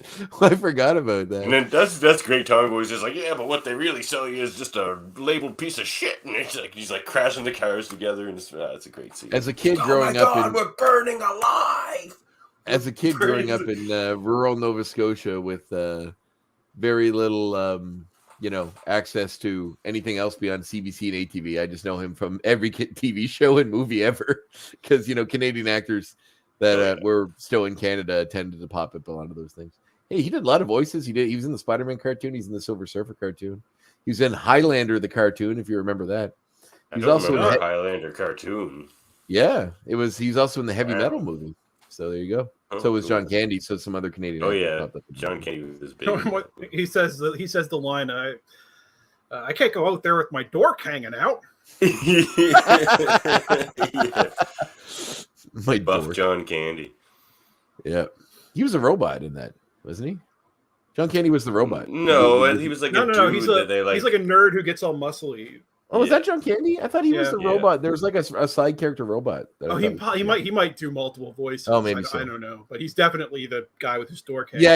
Oh, yeah. He's the kid that becomes the dork buff guy. He's definitely the dork. He's definitely the dork guy. All right, so we come to the end of the episode. Each of us left to look into his own heart and decide. Sad. All right, I'm going last. That's all I know. Who wants to go first? Yes, David. You want me? I'll go first. All right, Andre first. I really like this episode. I know 10 is like the best of the best, but I mean, and I hazard to give it that, but it's really fun. The characters are fun. Mojo's really fun. So you know what? I'm giving X. I liked it. I liked it a lot. Wow. It's up there. It's a 9 or an X, and I'm gonna fall on the side of X. Boom. You next. I do like this episode a lot. Obviously, I wanted to do this one. I wish the segments got more room to breathe. Yeah, I agree. And I do wish there was like some kind of like makeshift little story that each character had to go through. Like it would have been really cool to see Jean, like the I Dream of Jean is Wolverine and Jean Grey. Yeah. And it would have been cool and awkward to see them be like forced into like this romance. Like obviously they couldn't force them to like make out or anything. Well, but if they played up like there's supposed to be a romance between them, live together. Yeah, like something to make Wolverine be like, oh, I don't mind this, and she's all like, oh, Scott's watching. Let him watch. Yeah, no, I agree. I 100% agree. I know there are time constraints on a 22-minute show, but I would have liked to see, instead of just throwing them into various action sequences, I would have liked to see more tropes based on TV in the same way. Yeah, it could have been a two-parter. I would have lost the episode about Beast and the nothing really happened. Blind woman. Oh, yeah. Really? I gave that a 10. That was a great episode. Oh, I don't remember it very well. Maybe it is a good episode. It's a great episode. I think Andre might have gave it a 10 too. That was a great episode. It was up there. It was good. So I'm going to say, I'm going to just give it an 8. It's still pretty high, but it's just it's a bit of a slight episode. Like not a lot happens. Yeah, but I feel like they've introduced enough, like just the world building itself, all the cool characters, all the other stuff. Like I'm on board for it.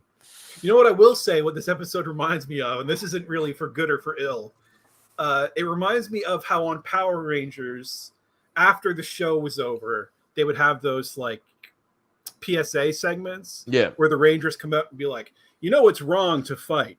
Violence is never the answer, and Because except in every episode we do, because Storm is all like, violence is not a form of entertainment. Meanwhile, every kid is just waiting for the fight scene.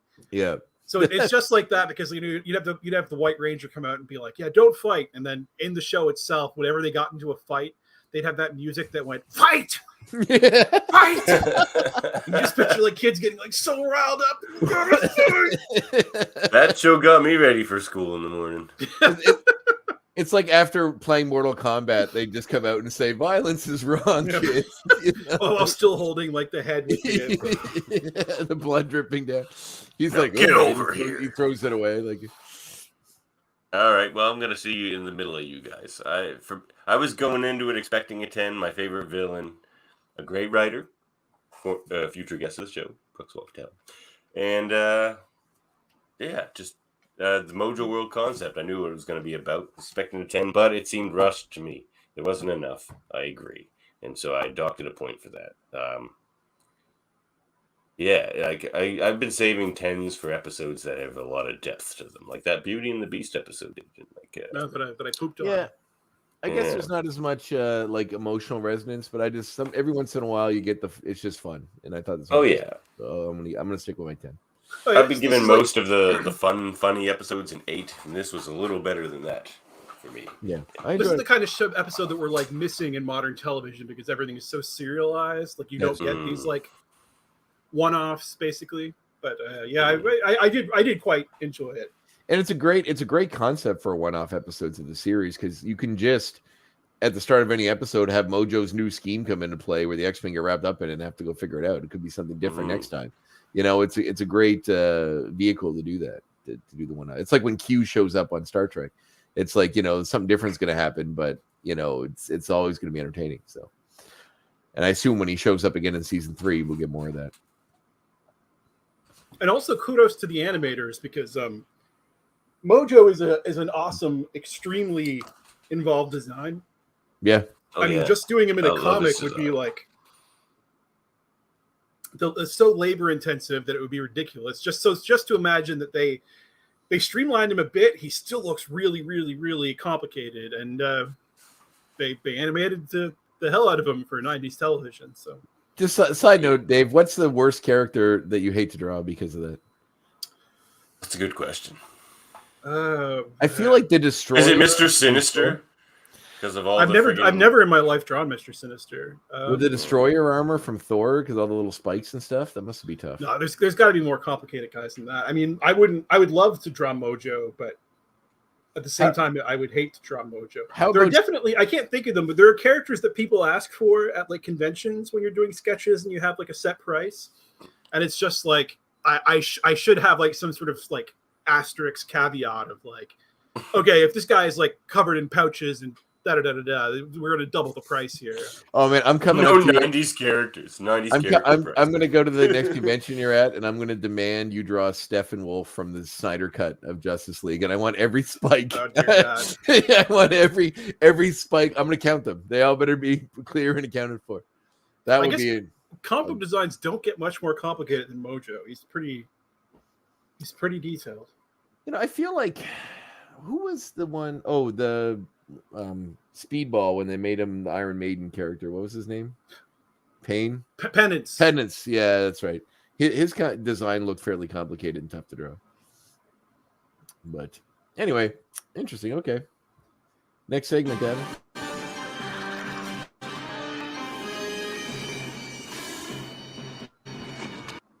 Uncanny X points.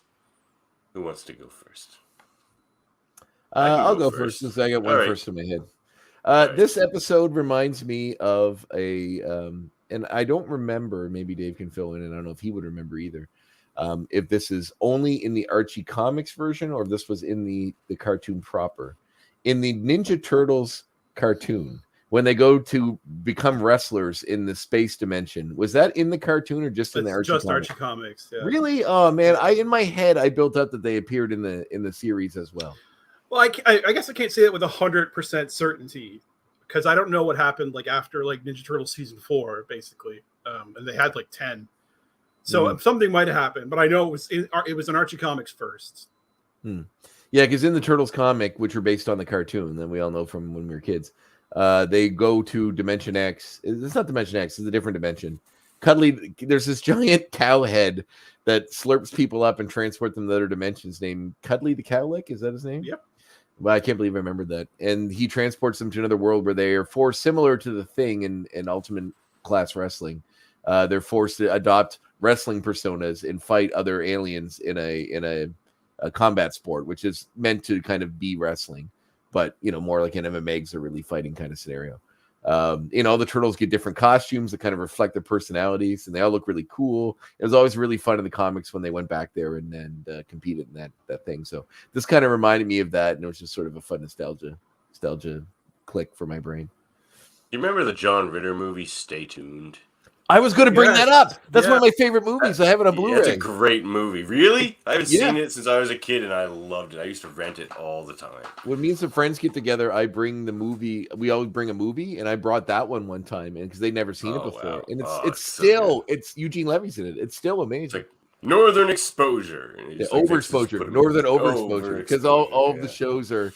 For the uninitiated, it's like Mojo.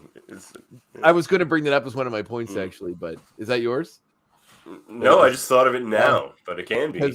So for the uninitiated, it's John Ritter plays the guy that's obsessed with television, and he gets sold a satellite dish by the devil, played by Jeffrey Jones. You may remember as the principal from Ferris Bueller's Day Off, and the satellite sucks him into it, and he has the remote control with him, which allows him to travel through channels, but they're all warped hell versions of shows that we know. Like there's Dwayne's Underworld instead of Wayne's World.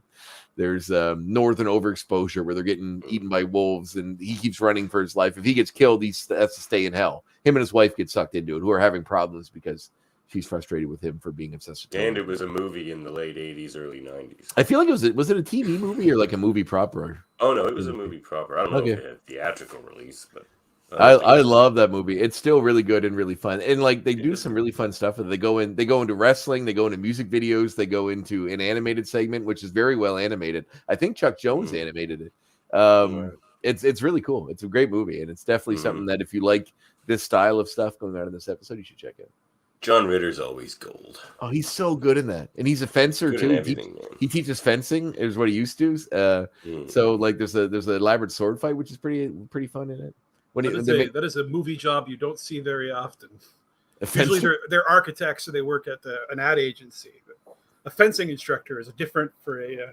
I feel like it might be. I think it's what he ended up doing at the end of the episode when he gets his life back on track and he survives the ordeal. But I don't know if he was doing that before all this stuff happened. All I remember about that movie is, besides the animated sequence, which as a kid I loved. It's fantastic. Is during the Wayne's World sequence, they get him to read off like I worship Saturn. Yeah. And they have they're like extreme close up, and then the camera comes in and hits him right in the face, and like you see the camera moving in. But later, after that goes on, like he's tied to the chair and they're making fun of him and stuff. And they're zombies. It's called Dwayne's Underworld.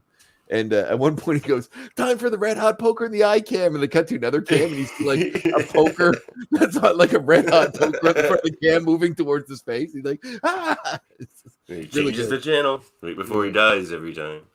Yeah, but yeah, great movie. It could have been my point, but I'll move on to another one anyway. So Peter Wildman did the voice of Mojo, and he was famous. He's a famous Canadian kind of comedy, radio comedy.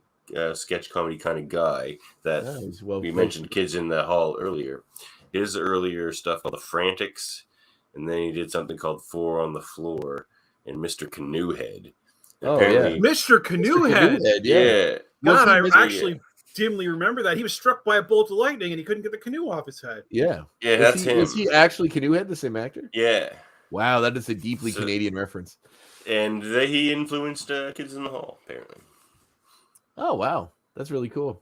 Especially like the Frantics. I guess they were a similar kind of thing. And I thought this was going to be your reason why the writer wouldn't come on, but the I'll save that. I was expecting this story to end like, and he killed a bunch of people.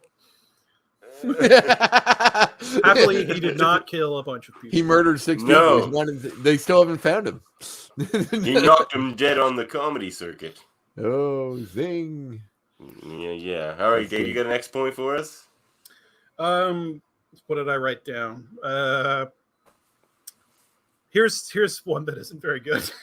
That's all right. Mine get worse. When Major Domo gives Mojo a bottle of antacid. Oh, right. He's always eating antacid, right? It says Mojo's antiacid, ANIACID, and presumably it's because the overseas animators, didn't know our alphabet really. And it just reminded me of, I'm currently rewatching Batman, the animated series. Oh, yeah. And a few days ago, I got to Joker's Wild, which is the episode where some billionaire guy builds a casino, but he puts himself in the hole. So he makes it look like a Joker casino to attract the Joker's attention. So he'll destroy it. So blah, blah, blah. Anyway, what a smart fucking idea for a show. There's a great sequence where through the whole episode they've had like the original Joker mobile on display. So there's this car, spinning around on a pedestal with the Joker's face on it. So the Joker gets to steal that and drive off and be in a real Joker mobile. But there's a sign on it that's supposed to say "Win the real Joker mobile," but it says like when the quick original Joker mobile, like it's just complete gibberish after the "when" the part. And it's the same thing. Like the overseas animators were like, okay, we don't know what any of this means, so just put something down. Put something down, goddamn Some you. letters. Right, back to you, Andre. Oh no, back to Andre. All right, where's my point here? We'll do 3 each, and then I'll save my big one for the. Oh yeah, so my reference to Mojo World in Deadpool 2, I'll do that one. Shatterstar. Shatterstar, who appears in Deadpool 2, is from Mojo World, and I think it's I don't know if they mentioned. He says he's an alien. And that he's better than you. Right. But so in the comics he is from Mojo World, and in Deadpool 2 he appears there as well. So that is a little connection. In the comics, he's the son of a Dazzler and Longshot. Right, but is he from the future as well? Yeah, he's from. How many? They go to the future and have a baby, and I believe. Oh, because there's Cable, is what you're saying. It's not Cable. Or Bishop. It's not Cable. The Mojoverse is like capable of weird paradoxes in time travel that the regular universe isn't. And there's 2 examples. One is Shatterstar. Shatterstar is the DNA, is the source of the DNA that Longshot was made from in the first place. Oh, okay. So Shatterstar goes further back in time, and Mojo uses his DNA to make Longshot, and Longshot hooks up with Dazzler in the future to give birth to Shatterstar. So that's like a causal loop, and it's the same thing.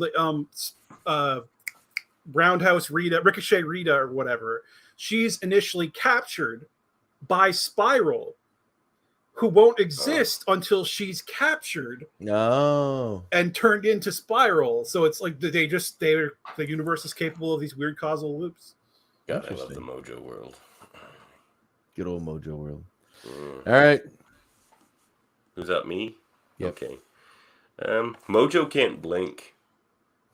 Oh, see those things in his eyes. Yeah, he does a lot in this episode, though. Yeah. What? He's got things that pry his eyes open. They act like they're just attached here because he's blinking in this episode all the time. Yeah, he does blink quite a bit. Yeah. What? I'm sorry. It sucks. He's still good. Well, he can't blink in the comics. But, well, there's a Skrull in the crowd. Well, okay. Very true. That's my next point is a list of all those cameos. So don't go too nuts. All right. Dave. What do I have?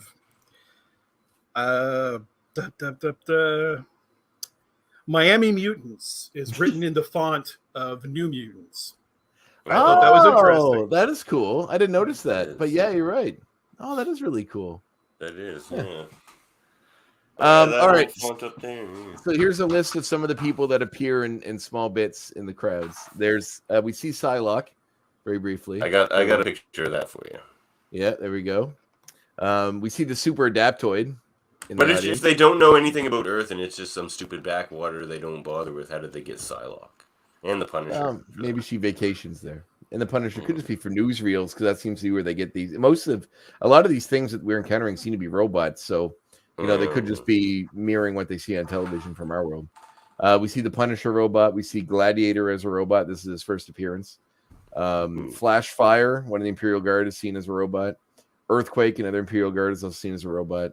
Skrulls as robots. The Brood is the first appearance. It says first appearance, so they may pop up again, Dave, but I'm not sure.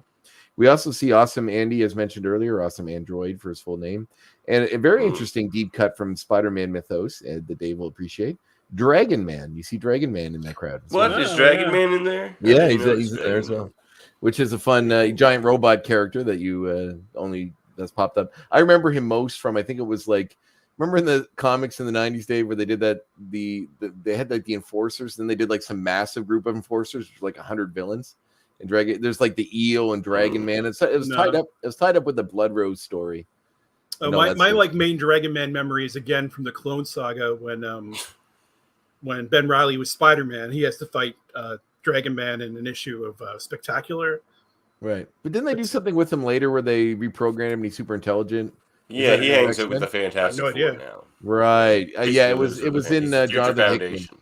It was in Jonathan Hickman's Future Foundation storyline. That's right. Yeah. So I All got the the smart collection people of all hanging those, out. but I haven't read it yet. So that's next on my list. Oh man, anything Jonathan Hickman you should read. My comic pile is like my reading list is ridiculous, but my trade list, I just keep putting the new one on top of the pile, and it's like that high now. And that's just the stuff that I have to read next. There's so much more beyond that I have to read in my library. My big project is to read every X-Men comic, starting with the beginning of Claremont's run. And, good luck with that. It's been going on a while, and I'm only just now like at issue 150 or something. Like, it's slow going. I always get sidetracked when I pick up like an interesting comic somewhere that I just throw on top of the pile. Like on the weekend, I had a wrestling gig in the city, and I went to Monster Comic Lounge, and they had a comic called Bigfoot that was written by Steve Niles and Rob Zombie and drawn by Richard Corbin. Is that the guy? Mm-hmm. Yeah, the guy. I don't know that he did it, but that's a guy who does great art. Does all the Poe stuff, right? And he did the banner story for Marvel. Yeah, yeah. So yeah, it's his art, and it's actually like I'm like, man, I wish someone made a movie out of this because it's by far the coolest Bigfoot story I've ever read. It would make for a great movie. My favorite Corbin is better than Harry and the Hendersons. Horror movie version of Bigfoot, we'll say. Oh, okay. Have you ever read Hellboy, The Crooked Man? Yeah, he did that That's too. Corbin. That's gorgeous. So good. All his Edgar Allan Poe adaptations are really good too. There's a lot of those. I just love his art. It's so different and unique. He did a lot of turtle stuff in the 80s, which is also really cool. Right. I forgot about that. Fuck. That's right. Shit. Like when it was black and white. Before the Archie series, in the Mirage originals, he did turtle stuff. Yeah, later on before it got all goofy and cartoony. Until they started traveling the universe inside of a cow's mouth. You think about trying to, even as I was describing that, I'm like, this sounds ridiculous. It's funny because that wrestling, we're completely off the X point, but I just that wrestling story, or at least one of the issues of it, was my first Turtles comic, and I think it was one of mine too, which is why I was baffled. Well. Like it has like a 4-armed dog on the cover. Yep. And he's like holding each of the turtles. Is it Crying Hound? Is his name Crying Hound? I don't remember. But I was just like, what is this? Why? Because like Donatello was like in an all black costume. Yeah. And that's where that's where they brought in a bunch of those characters that we had toys of that they never showed up in the cartoon. So like Ace Duck, they put him in there, and some of those characters. Ray Fillet, the Manta Ray. Right, Manta Ray. Well, they did that. They made their own team with those. Yeah, guys eventually, I think he first appears as a wrestler in this intergalactic wrestling. Yeah, I think you're right. That's really fun. Yeah, because the Crying Hound was one of the characters. Oh, that's original. That's original. Yeah, no, that's good turtle stuff. Classic. All right. How many X points are we at? I think did you do? I done 3, next? And I went first. So. Oh yeah. Okay. All right. So it's pretty meta, this episode. Like you feel like they're poking fun at certain people with like the people in the crowd, obviously, and chewing on a producer and that sort of thing. And what's the other one? And the long shot action figures thing. Like long shot action figure, and it just wasn't selling, so they like mentioned it in the episode or something, which could play to my last point, which is the exciting one. Is now. Oh right. No, Dave's got one more. Right, yeah, you got one more. Do I? My last point is this is another episode where Jean faints. It's like the first thing that happens when she and Cyclops get hit by lightning. She faints. Yeah, she faints all the time. When we interviewed the Leewalds, we did one audience question, and the audience question was, "Is Jean Grey basically gonna not suck in X-Men '97?" And they read us the press release that they can read about. And I even said like because I think I said something. No, maybe it was because I asked him a question. I said, is it tough to do these sort of interviews without saying anything? Because they had said something in an interview like a week or two before where they just said that there were 12 episodes in the first season. And it was like, writers of the show reveal there are 12 episodes in the first season. It was everywhere. And they named them both by name. And I'm like, do you guys get in trouble for that? And they're like, we can't. And then they just read the press release again. So they're like, they've learned their lesson, I guess. But it's like you can't reveal anything, especially because Disney's so dogmatic. They got the snipers on all the roofs. There's one on my roof right now. I thought it was a raccoon. It's actually a Disney sniper. For what? Did you get hired by Disney? You son of a bitch. We spoiled Spider-Man. No, you spoiled Spider-Man. Well, whatever. It's a we thing. This is don't let me in with you. All right. Anyway, what's your earth-shattering revelation? Is yes. So I was talking to writer Brooks Wachtel, and they did massive rewrites on him on this episode, which he says never happens to him, and he doesn't know why it happened on this episode. So we don't really know in watching this episode what was Brooks Wachtel's original idea. And what was just like, I feel like a lot of the meta jokes were things they probably inserted, like the long shot action figure thing, for example, or like the producers, or I don't know. I feel like they just wanted to take this episode. He did mention, I don't know how much we can house. I don't know how much we can mention from what he told us, but he said he didn't want to talk about this episode specifically because it was so rewritten that he didn't feel as though it was close to his original vision or what he originally wrote. So he didn't really want to comment on it. Yeah. So. But that makes me all the more curious. Yeah, I know. I know. I plan on asking him how his original one was different when we have him on the show. That is true. That would be cool to know because I'm sure it's cool. It's well written for the most part. So I'm curious to see what the original plan was and what we wound up with. But I feel Mojo's dialogue was probably him because it's all so solid and so like it all fits. Mojo's doing that Beetlejuice thing and it's consistent through the whole episode. But, one person I didn't mention that appears that I'm seeing on another list of people that appeared in this episode was Betsy Braddock. That's Psylocke. Yeah. Oh, okay. Well, this version of her is like the different when she's not going by Psylocke, when she was Captain Britain, right? What? Oh, never mind. Ignore me. I think it's when the design that I'm looking at for her picture is when she had a different costume. Oh, when she was like in the lavender? I didn't see that. Yeah. No, it wasn't in here. In this episode, it must just be the Psylocke reference then.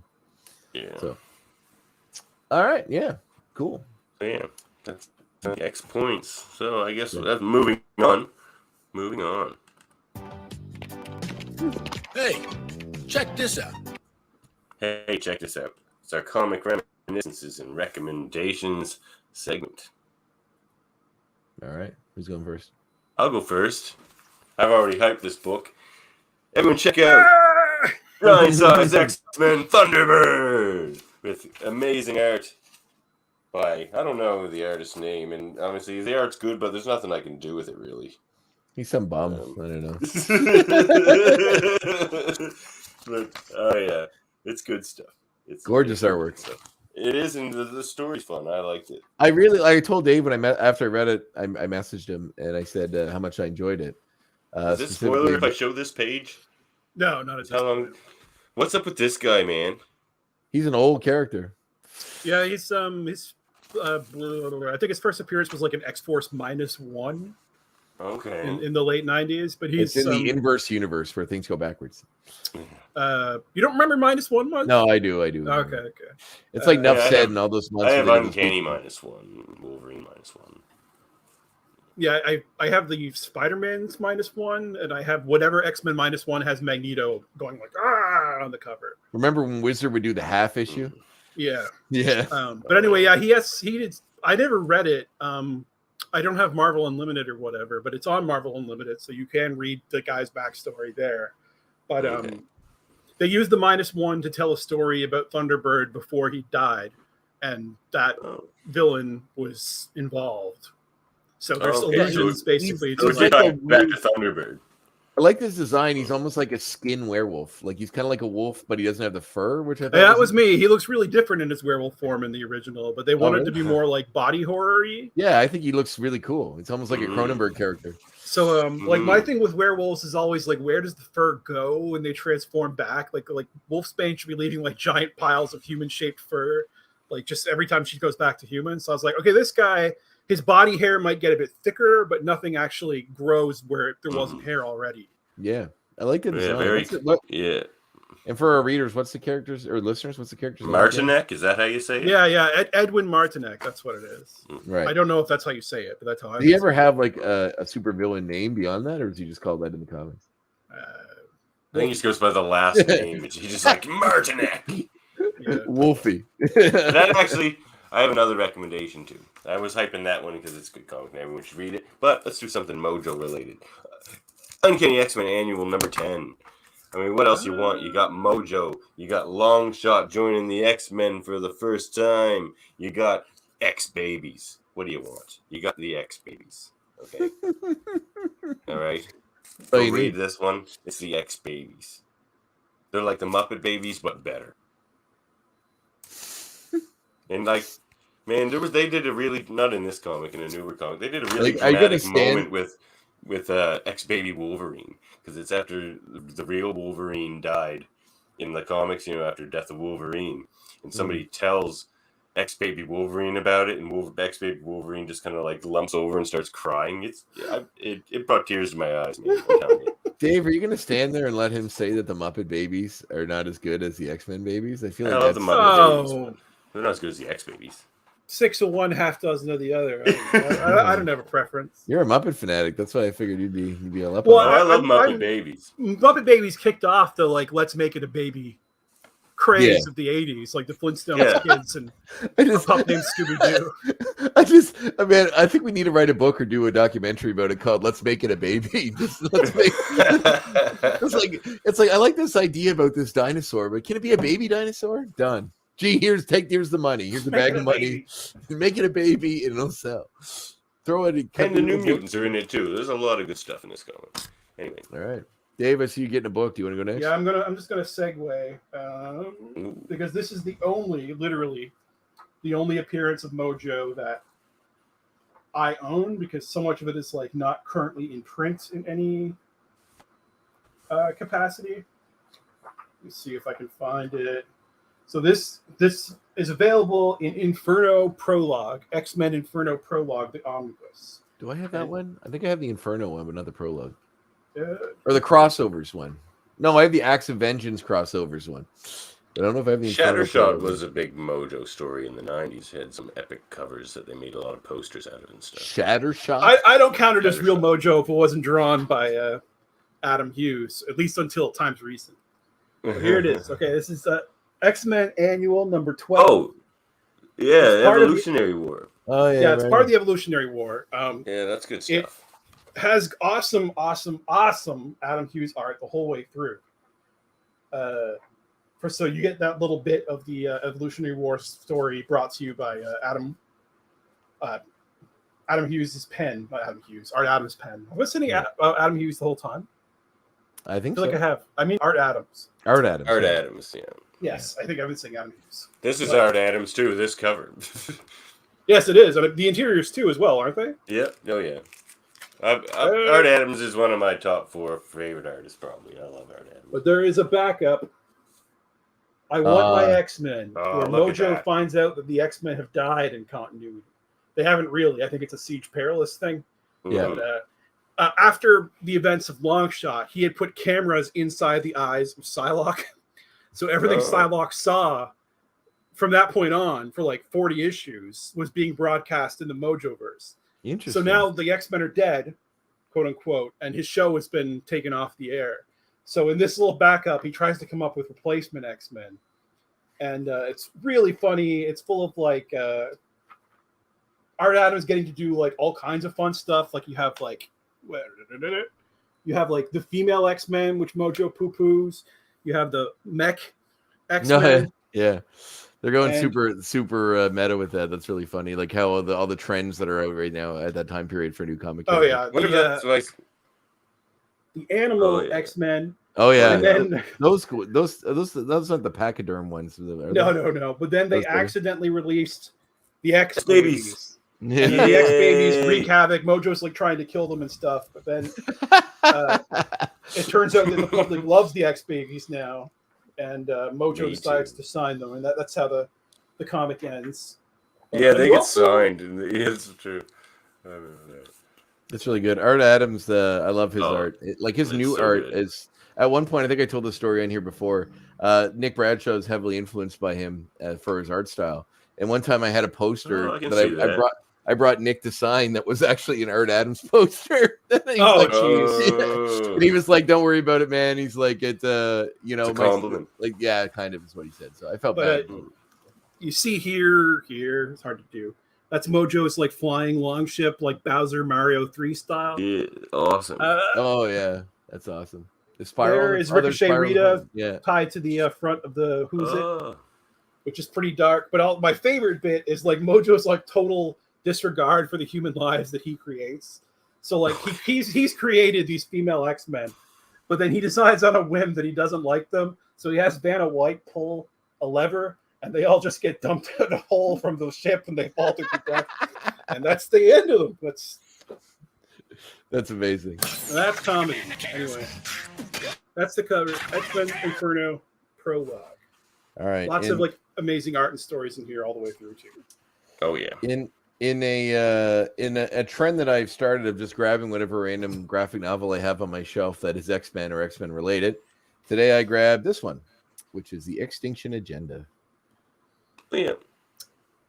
Which is Very Yeah. 90s. yeah, it's fun. It's got the 90s flavor. It's in this old trade format where they had the holofoil X-Men and The 90s yeah. character, the 90s most 90s character ever, Strife. Oh yeah, It's like, you if had Cable's had not Blue- 90s enough for you. You haven't met Strife. Oh, that's true. And well, you get more of him in the Executioner's Song. Is that the one that's all Strife based too? Which is like the evil Cable variation or whatever. Oh no, yeah, that's Executioner's Song. You Yeah, said not this one. Extinction Agenda. Oh no, this Yes. is this is a Cameron Hodge one. This is much better. Yeah, this one's got the team up with the New Yeah, Mutants and it looks like X-Force as well. Seems like a bunch of team up going on here. But yeah, a lot of fun stuff going on. I very stupidly left my copy on the curb for someone else to pick up and read because I had just gotten the omnibuses of Claremont Jim Lee volumes 1 and 2. Mm-hmm. So I thought because that's a Jim Lee story and a Claremont story that it was in there. But apparently that falls exactly in between volume 1 and 2 and it's left out of it. So I do not have that story anymore. And I never got to read it. What, the Extinction Agenda, this one? Yep.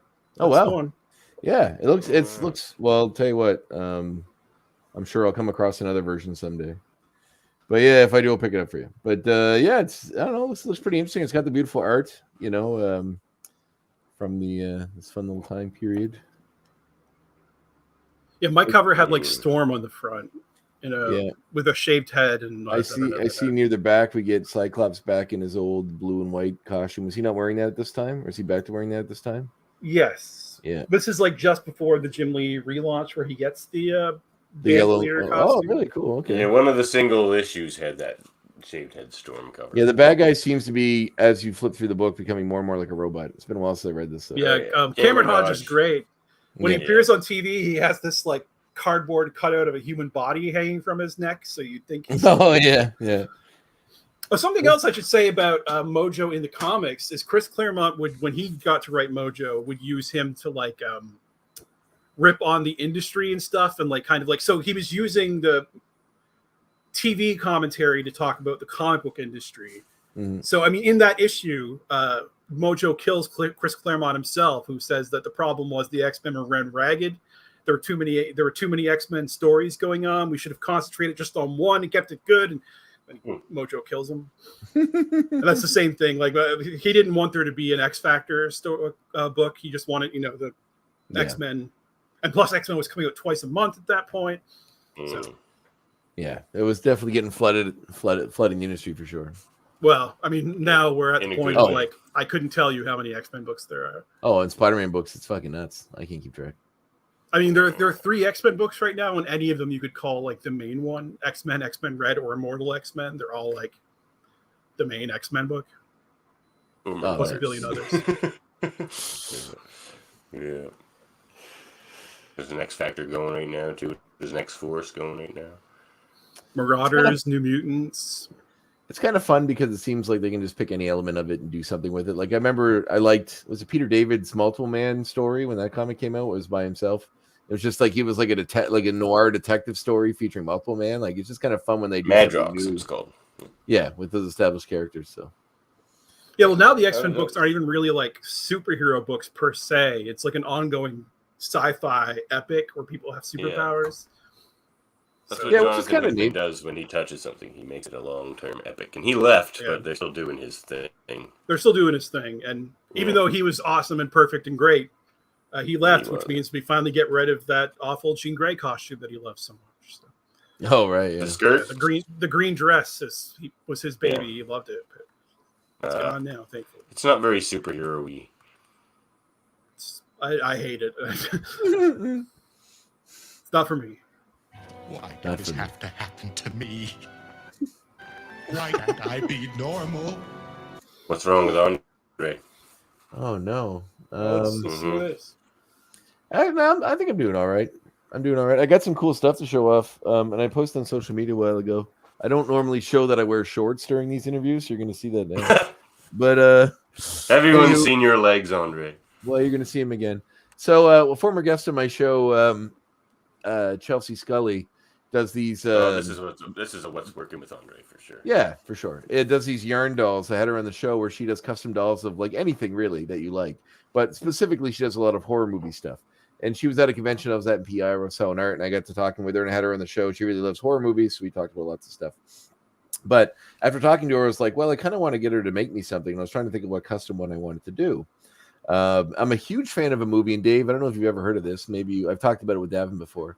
There's a poster of it on my wall back there, and there's also another one right here, and some other stuff I have around the house. But it's a movie Brian De Palma made in the 70s called The Phantom of the Paradise. I do know it. Yeah, I only know it from like YouTube reviews, basically. You should watch it. It's one of my favorite movies. It's fantastic. But the character in it, Winslow Leach, who eventually becomes the titular Phantom of the Paradise, I thought, well, there's very little merchandise for that movie because it's pretty obscure. And like Paul Williams is the villain in it, you know, the voice of the singer, Penguin? but the voice of the Penguin from the Batman animated series. Jessica Harper from Suspiria is in it. It's her first movie, the original Suspiria. The music is beautiful. It's all written by Paul Williams. And it's a gorgeous movie. But anyway, so I thought, well, I'm going to get her to make me one of Winslow, the Phantom. And she did an amazing job. This is the yarn doll. With the mask and the face and the cape and all the little pieces, and that is amazing. She does amazing work, and it won't break the bank. Like it's really cool. It's posable. You can move his arms and his legs and pose him in different places, and it's truly amazing work. So I'm pretty excited that this came in. I'm very happy with that. The other thing that's really cool is on the horror circuit. Is that there's a few horror movies filmed in Nova Scotia, but one of the most famous one is one called My Bloody Valentine, which was filmed in Nova Scotia in 1981 in Sydney Mines in Cape Breton. It's about a miner who is, because his back in the day, this miner whose supervisors were lazy and negligent caused a cave-in where he had to eat his friends who died and was caved in for days or weeks, I think. He eventually comes out, but he's kind of crazy, and when people celebrate Valentine's Day, because this is when it happened, he goes nuts and kills a bunch of people. So the town outlaws Valentine's Day, and then years later they start it up again when all the teenagers that went around when that happened basically all want to have Valentine's Day, and then someone else shows up and starts killing people. But the actor that played the killer in it is coming. They're doing this big horror event on the anniversary of the movie. So in Cape Breton on February 21st or 11th, I think it is, 11th. In Cape Breton, they're doing at the place where they filmed the movie. They're going to have him there, and they're going to do all this stuff. So it's an event that I just signed up for, and I'm very excited to go to. So if you're a horror movie fan, it's a good event. Very cool. That's what's working with me. Spend our midday sweat, our midnight oil. We tire the night in thought, the day in toil. At least all beasts. Working with Davin. Well, they were from the last episode, and we forgot to use them. Waste not, want not. Good point. Good. What's working with Devin? You know what? You ex-friends. Every day, because I'm the guy looking at the stats, every day we're getting new listeners, new followers from all over the world. It's awesome. The people behind the making of the show seem to support us too. It's been a fun ride, and it's only getting bigger and better thanks to you, ex-friends. Yeah, it's nice waking up every morning and being like, oh, new followers on your podcast.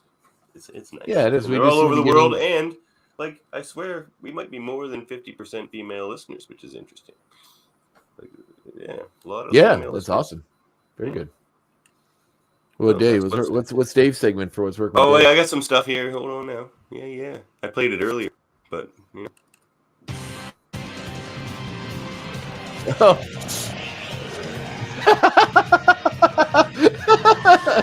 But if you're not feeling negative and you just want to say something that surprised you lately, I have Crikey with Cutler.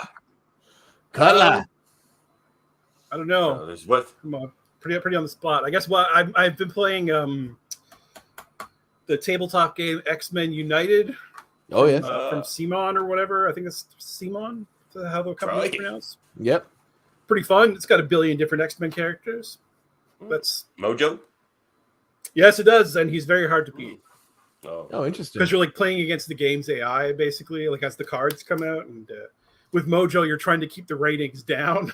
if the ratings go through the roof, you lose. But...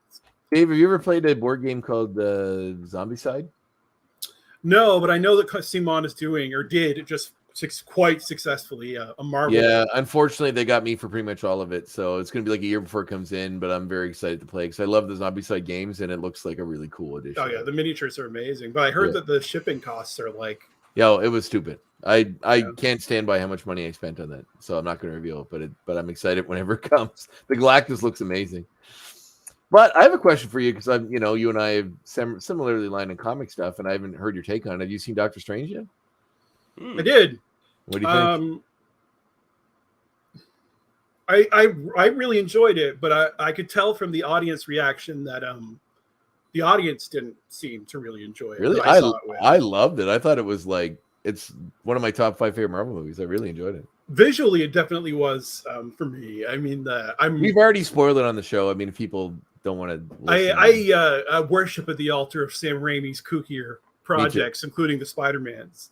Yeah. So just getting to see a Marvel movie that had more of a visual identity than we're used to was like, it was really enough for me. Plus, I managed to avoid basically all the spoilers. Yeah. So everything from like the very early on twist about who the villain is. I liked that they didn't drag that out. It's almost immediate. Oh yeah, it's like right away. So I was like shocked, and then like the entire makeup. I knew the Illuminati was in it, and I knew that Professor X was one of them, obviously from the trailers.